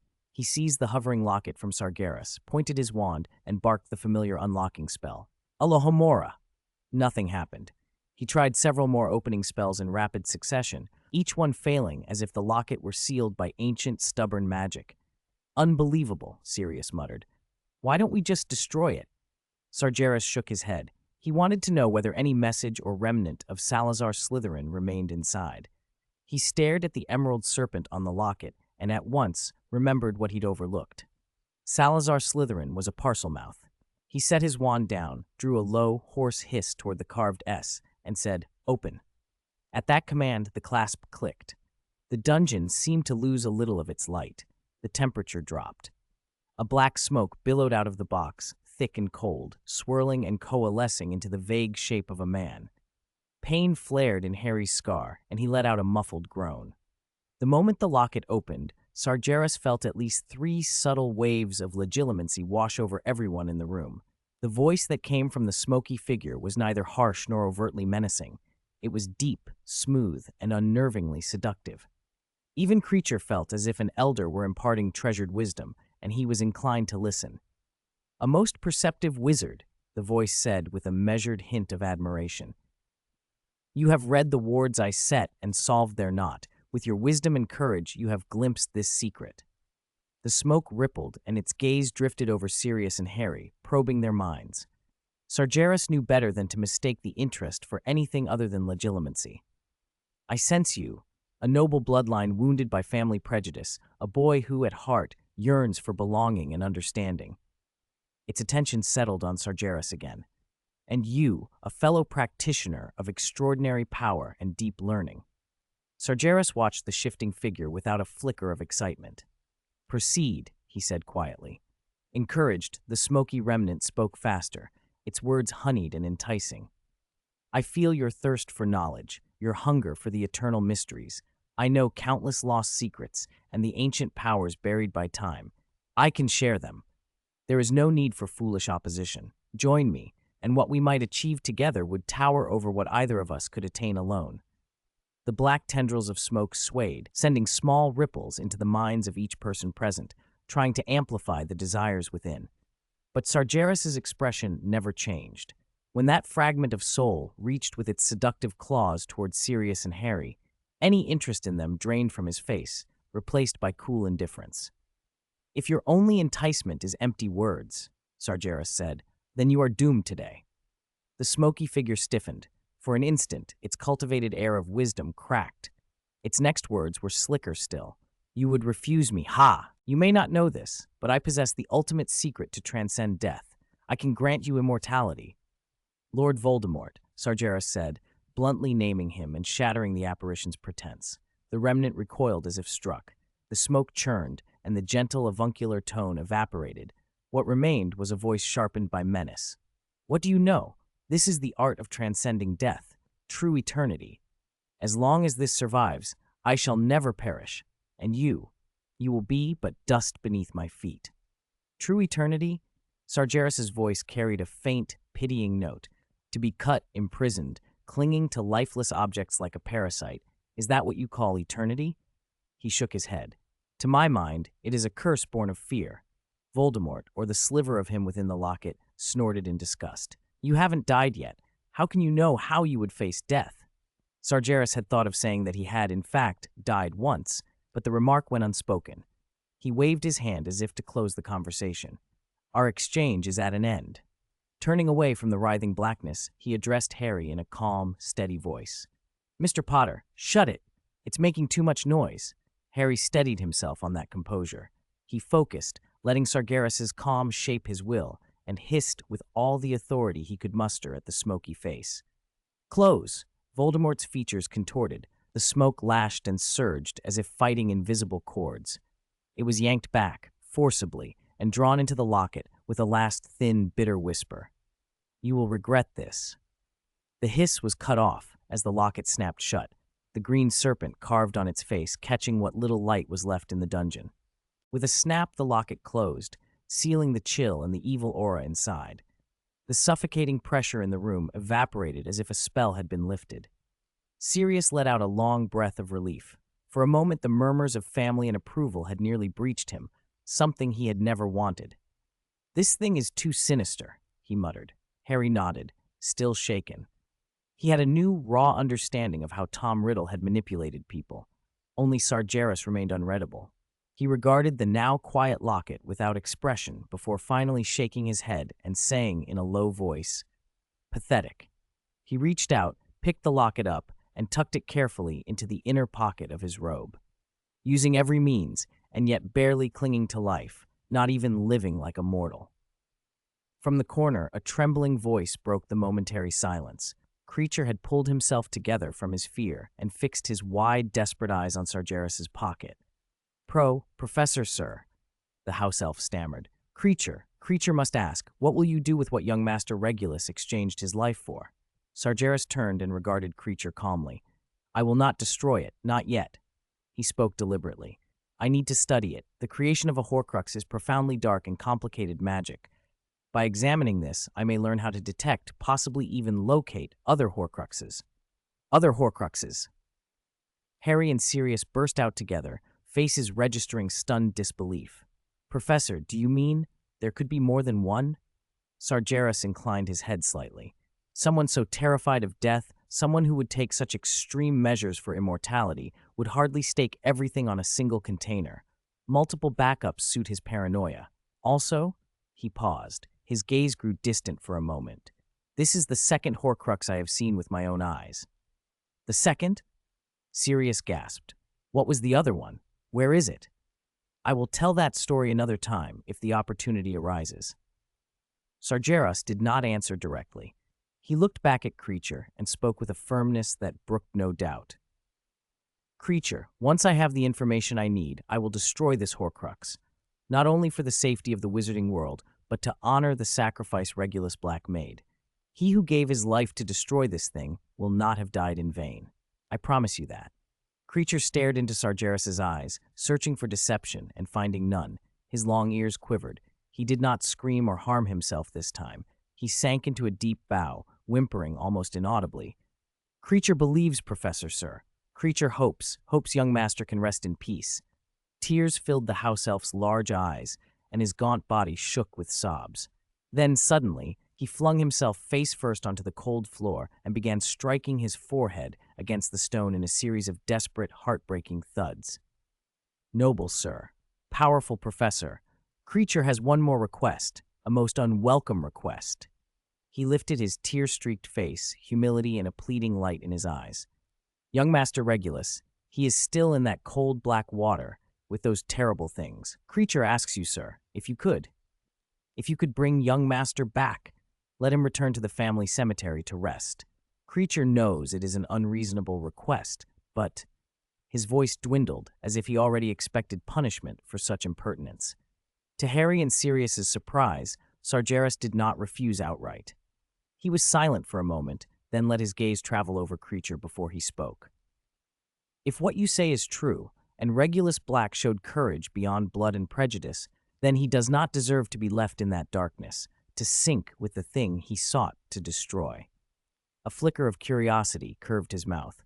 And I would very much like to see for myself what kind of protections the infamous Dark Lord put around his most precious secret.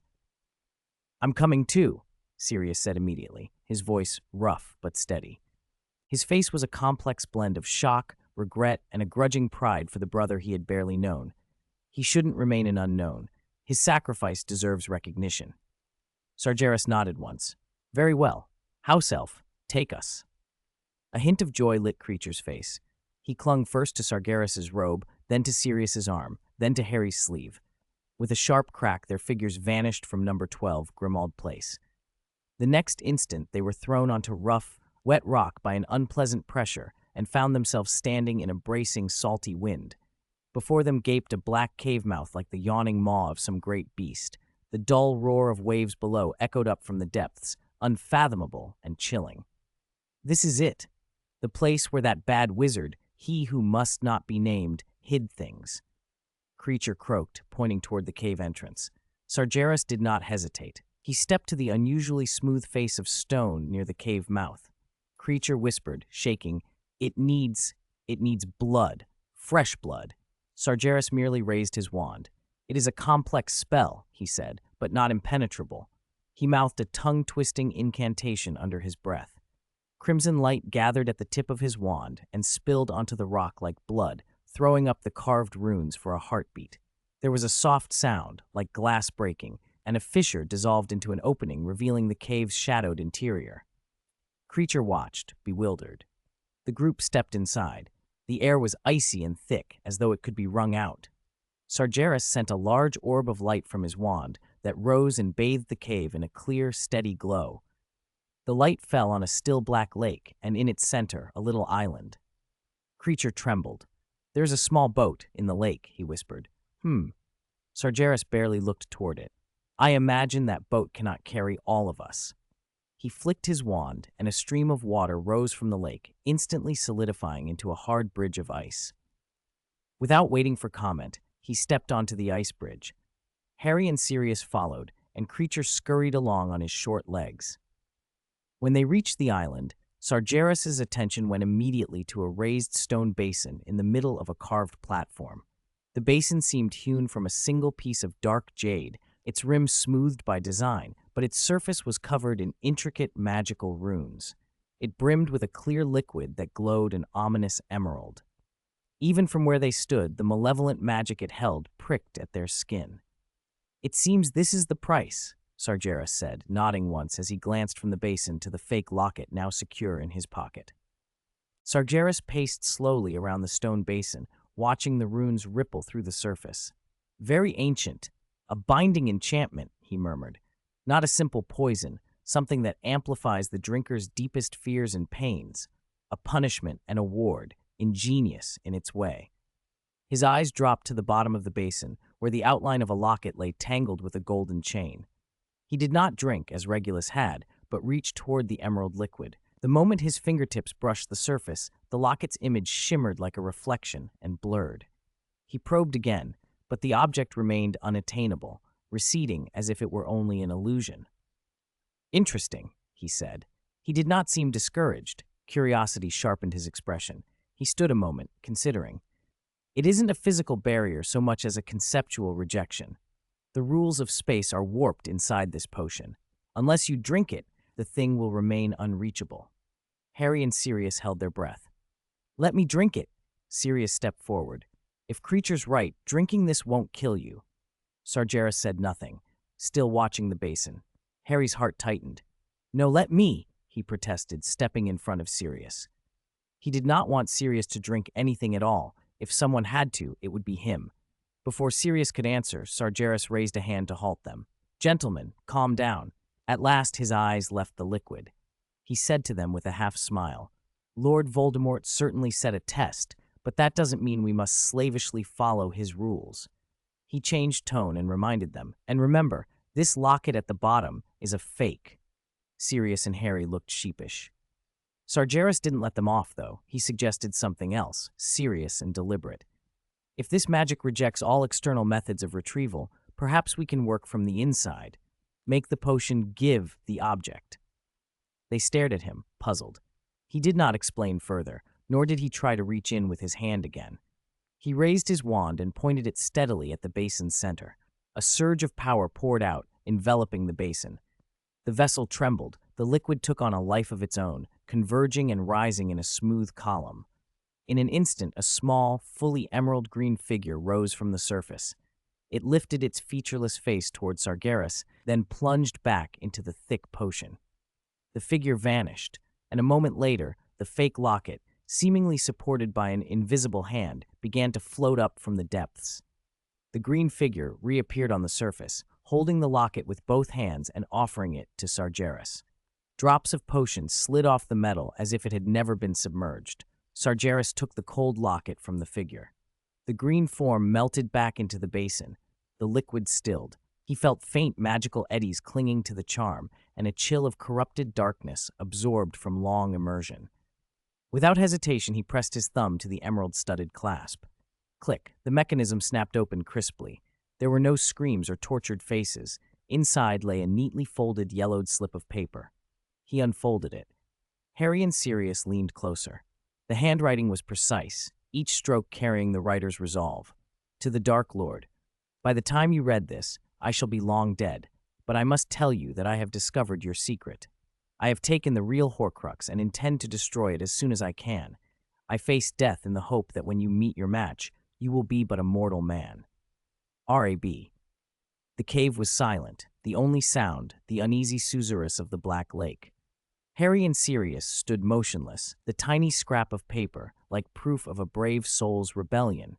Someone who had turned against what he had once believed and paid for it with his life. Sagres regarded the signature, R.A.B., Regulus Arcturus Black, refolded the note, slid it back into the locket, and snapped it shut. He turned to the trembling house elf cowering nearby. Creature's round, roomy eyes were full of tears as he stared at the metal box that had cost his master his life. Creature, Sagres said softly, but his voice made the elf quake. This is your master's token, his proof of defiance. Take it, keep it safe. He placed the cold locket into the house elf's shaking palm. Creature's withered fingers closed suddenly and fiercely around it, clutching it to his chest as if it were the greatest treasure. Tears spilled from his eyes and splashed upon the stone. He did not wail. He bowed deeply and repeatedly to Sagres. Sagres did not answer. He looked toward the pitch-black lake that concealed innumerable tormented souls and raised his wand. A low, majestic incantation left his lips, tones cold and terrible, threaded with the power to command the dead. March of the Undead. At once the silent lake boiled. Pale, bloated inferi broke the surface, not with mindless fury, but with stiff, orderly steps, as if soldiers emerging for inspection. They flowed across the black water and stood, shoulder to shoulder, a grotesque and silent formation. Harry and Sirius were stunned beyond words. From the ranks came several inferi bearing a small, young body. They crossed the lake and laid it gently on the rock by the shore. Though water had long eroded the face, a faint resemblance to Sirius was still visible. Young Master Regulus. Creature cried out, lunging forward. Sirius, throat tight, silently took off his jacket and draped it over his brother's cold, sodden body, as if to restore some shred of dignity. Sagres watched the army of the dead without fear, only a cold appraisal of Voldemort's methods and thinly veiled contempt. Using hatred of the living to bind a legion of inferi as guards? He shook his head. Not only unoriginal, but crude. He raised his wand again. A pale, blistering flame burst from its tip. All tormented souls bound here, your duty is over, he said, calm and absolute. Rest now. The flame swept across the lake like a sacred tide. Every standing inferius dissolved where the white fire touched them, leaving not even ash. The viscous darkness that had clung to the cave was dispelled. The air lost its chill. In moments, the cave was clear, the lake still black beneath, but stripped of malice, the inferi consumed as if they had never been. Sagres lowered his wand. It's over. Let's go back. With a soft pop, they returned to number 12, Grimmauld Place, carrying Regulus's cold body. In the familiar rooms, the pale, quiet corpse was the only proof that the cave had not been a dream. Sirius laid his brother on a temporary table, conjured with a flick of his wand and draped in black velvet. He moved with an unusual gentleness. His eyes were a storm of complicated, inarticulable feeling. Creature knelt a short distance away, swollen-eyed and trembling, his withered fingers clutching the fake locket as if it were the only thing left that mattered to him. "He should have a funeral," he whispered. Sirius's voice was hoarse when he broke the silence. He looked at Sagres and spoke with more resolve than anyone had heard from him in years. A funeral worthy of what he did. He should not be remembered as a disgraced Death Eater. People should know what he died for. Sagres inclined his head slightly, his expression dim in the low light. "This is an internal matter of the House of Black, and as elder brother it is your right. I have no objection." "Professor," Sirius met Sagres' eyes, "you found him, and you made the truth clear to us. If it is possible, I would like you to preside over the funeral." Sagres was silent a moment, then he nodded slowly. "It would be my honor." In the following days, Sirius threw himself into solemn preparation. He issued an obituary in the name of the head of the House of Black, stating plainly that Regulus Arcturus Black had, many years ago, sacrificed himself in defiance of Lord Voldemort, and that his remains had only recently been recovered. A private funeral would be held. On the day of the funeral, the sky was low and rain scoured the city, as though the heavens themselves were belatedly mourning. Sirius used magic to erect a temporary great hall over the cemetery. Regulus lay peacefully among the flowers. Mourners arrived in a steady stream, far more than anyone had expected. Remus Lupin was the first to come. He wore his best robes and embraced Sirius wordlessly, eyes full of sorrow and understanding. Mr. and Mrs. Weasley came together. Molly's eyes were wet, and she kept dabbing them with a handkerchief, while Arthur gripped Sirius's hand and murmured, "What a remarkable boy! Admirable courage!" Members of the Order of the Phoenix filed in, some elderly faces among them, Daedalus Diggle and Elphius Doge included. Frank and Alice Longbottom brought Neville. Their looks toward Regulus were shaded with respect. The Malfoys attended as well, though whether out of pure-blood courtesy or family ties was unclear. Even the Ministry sent representatives. Their expressions were unreadable, but they were clearly very interested in this sudden reassessment of a former Death Eater.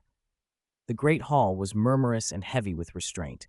Neville stood beside Harry, staring at the silver and green Slytherin crest on the coffin.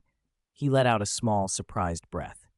He was a Slytherin, but he was so brave. Harry looked down at Regulus and answered quietly, "Yes, he was a Slytherin, but courage has never belonged to any one house, Neville. We mustn't let prejudice blind us." Neville blinked, unprepared for such an answer, then nodded. Albus Dumbledore arrived shortly after. Sirius had already told him everything. Dressed in a solemn, dark purple robe, Dumbledore's silver hair and beard seemed to give faint light in the dimness.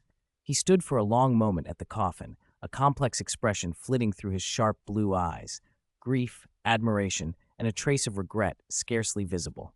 He whispered something to Sirius, who nodded heavily.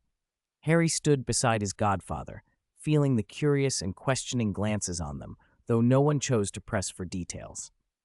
Dumbledore's presence set the tone. This was a mourning for a rebel, and the particulars need not be plumbed in public. The ceremony began. As head of the house and elder brother, Sirius gave a brief, heartfelt tribute. He never mentioned the Horcrux or the horrors of the cave. He spoke simply. Regulus had recognized Voldemort's true nature in his lifetime and had chosen self-sacrifice to destroy something that could increase Voldemort's power. "He may have once gone astray," Sirius admitted, voice shaking, "but I am proud of the man he chose at the end." When Sirius stepped down, Harry put a hand on his shoulder. Sirius shook his head and looked toward Sagres. Conversations rose and fell among the guests. Sirius's words had stunned some, left others indifferent. Then Sagres stepped forward. "We are not gathered here merely to mourn a man," he said, his voice carrying to the edges of the hall. "We are here to honor a solitary traveler who walked through a long night alone and by his life brought light into the dark." His gaze swept over the assembled faces. Some walk in the light. Their courage is visible to all and praised.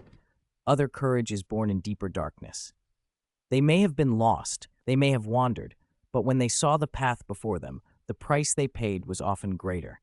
They had to betray their former selves, turn against companions, endure loneliness no one could comprehend, and sometimes fall in silence, bearing the world's misunderstanding and disgrace. His words sent many into reflection. Sirius clenched his fists. Creature made a low, keening sound. Regulus Black chose that latter path. His battles had no audience, his victories no anthems, his sacrifice remained unknown for a long time. That is a rare and pure bravery, seeking no validation, craving no glory, loyal only to conscience and the pursuit of justice. He showed what true ambition can be, not an endless hunger for power, but the courage to overturn your past and remake yourself for a higher principle. Sargeras's voice dropped, steady and clear. He was a true Slytherin. Chapter 280, Funeral. A profound silence filled the hall, broken only by the patter of rain against the windows. Most of those present were visibly moved by the eulogy, especially the purebloods from Slytherin, whose eyes reflected complicated emotions. Then a discordant voice cut through the quiet. It belonged to a pale-faced wizard with thin, light hair and narrow, squinting eyes. A disagreeable smirk played on his lips, like a vulture scenting carrion. "Ah, what a truly touching eulogy, Mr. Greengrass," he drawled, the contempt almost audible. "To dress up a Death Eater who fled in panic and died violently as some kind of hero who endured humiliation and burden, that takes extraordinary imagination." He stepped forward, his gaze sweeping over Regulus's remains as if appraising a flawed commodity. "But why should we believe a Death Eater, suddenly turned to the light? This family has produced madmen and dark wizards far more often than heroes. Are we to swallow a story full of holes? Perhaps he simply failed a mission and was executed by his master, and you just found a pathetic corpse and are trying to gild the name of this decaying house." The malicious words echoed through the great hall, threatening the solemnity that had settled. Sirius went pale, his wand clenched so tightly his knuckles blanched. An uneasy stir passed through the crowd. Sargeras's gaze turned slowly to the speaker. The temperature of the entire hall seemed to drop. "Are you questioning the truth of what I said?" he asked quietly. "Or are you questioning me?" He looked at the wizard without haste, and a power in his voice made the man's smirk falter. His face blanched, and he took a half-step backwards as if scalded. "Regarding Regulus Black's sacrifice, there is no room for debate. This is an undeniable fact. If you, or anyone else," his eyes swept over the ministry officials and the doubtful faces in the room, "cannot give the most basic respect for that, then I will give you the chance to leave now." The calm on Sargeras's face vanished, replaced by cold authority. "But if someone insists on defiling the reputation of a resistor, slandering a heroic victim," he said, voice low and hard, "I guarantee the next funeral they attend will be their own." The blunt threat silenced the hall. Even the ministry officials were too stunned to speak. The wizard recoiled as if burned, retreating in terror and nearly tripping over his robes. "Leave," Sargeras added, "while I can still restrain myself and not let your filthy blood contaminate the resting place of the dead." The man fled the great hall as though avoiding a plague, disappearing into the rain. The funeral concluded with solemn dignity. Regulus's remains were laid to rest in the Black family cemetery to sleep among his ancestors. Afterward, the afterglow of the funeral lingered in the chilly air. The guests departed, leaving a room of withered flowers and the steady sound of rain.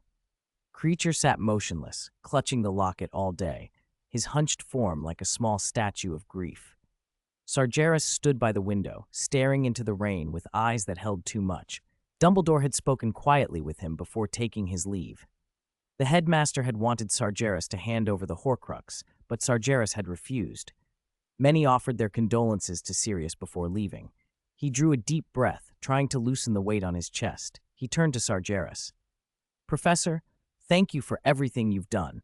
Without you, Regulus might never have." His voice broke. Sargeras turned slowly, his expression returning to its usual reserve. "To let the dead rest in peace, and to ensure the truth is not buried, that is what the living must do." He produced the locket from an inner pocket of his robe. It lay in his palm, cold metal and an eerie green gem catching the dim light like a sleeping demon. Harry stood to one side, watching. He looked from his godfather to Sargeras and asked, "Professor, you said earlier this is the second Horcrux you've seen. What about the first?" Sargeras paused, considering. The first was also an object steeped in powerful dark magic. Its form was different, but the core, that nauseating aura, was identical. He let his fingertips brush the locket's cold surface. The object seemed almost to tremble under his touch. Sirius frowned. "What do you plan to do with it?" Sargeras gave the locket a hard look. "Most would choose direct destruction. It's the safest and simplest option." He tightened his grip. "But destroy it now, and the trail goes cold. Voldemort would not have made only 2 Horcruxes. This locket and the one I encountered before are only part of his madness." His gaze became sharper, as if piercing the locket itself. "A fragment of his soul is trapped inside, twisted and insane, but it must hold memories and connections from the moment it was made. Perhaps I can glean clues about other Horcruxes or where they were hidden. That would be far more efficient than searching the wizarding world blind." Sirius exhaled, relieved but anxious for what Sargeras might uncover. "Professor, if you need any help." "If I truly need it, I will ask," Sargeras answered simply. "There are things here to finish. I must return to Hogwarts." He declined dinner politely, and after saying farewell to Harry and Sirius, stepped into the green flames of the Black family fireplace. The familiar magic of Hogwarts surrounded him, dispelling the gloom that had lingered over Grimmauld Place.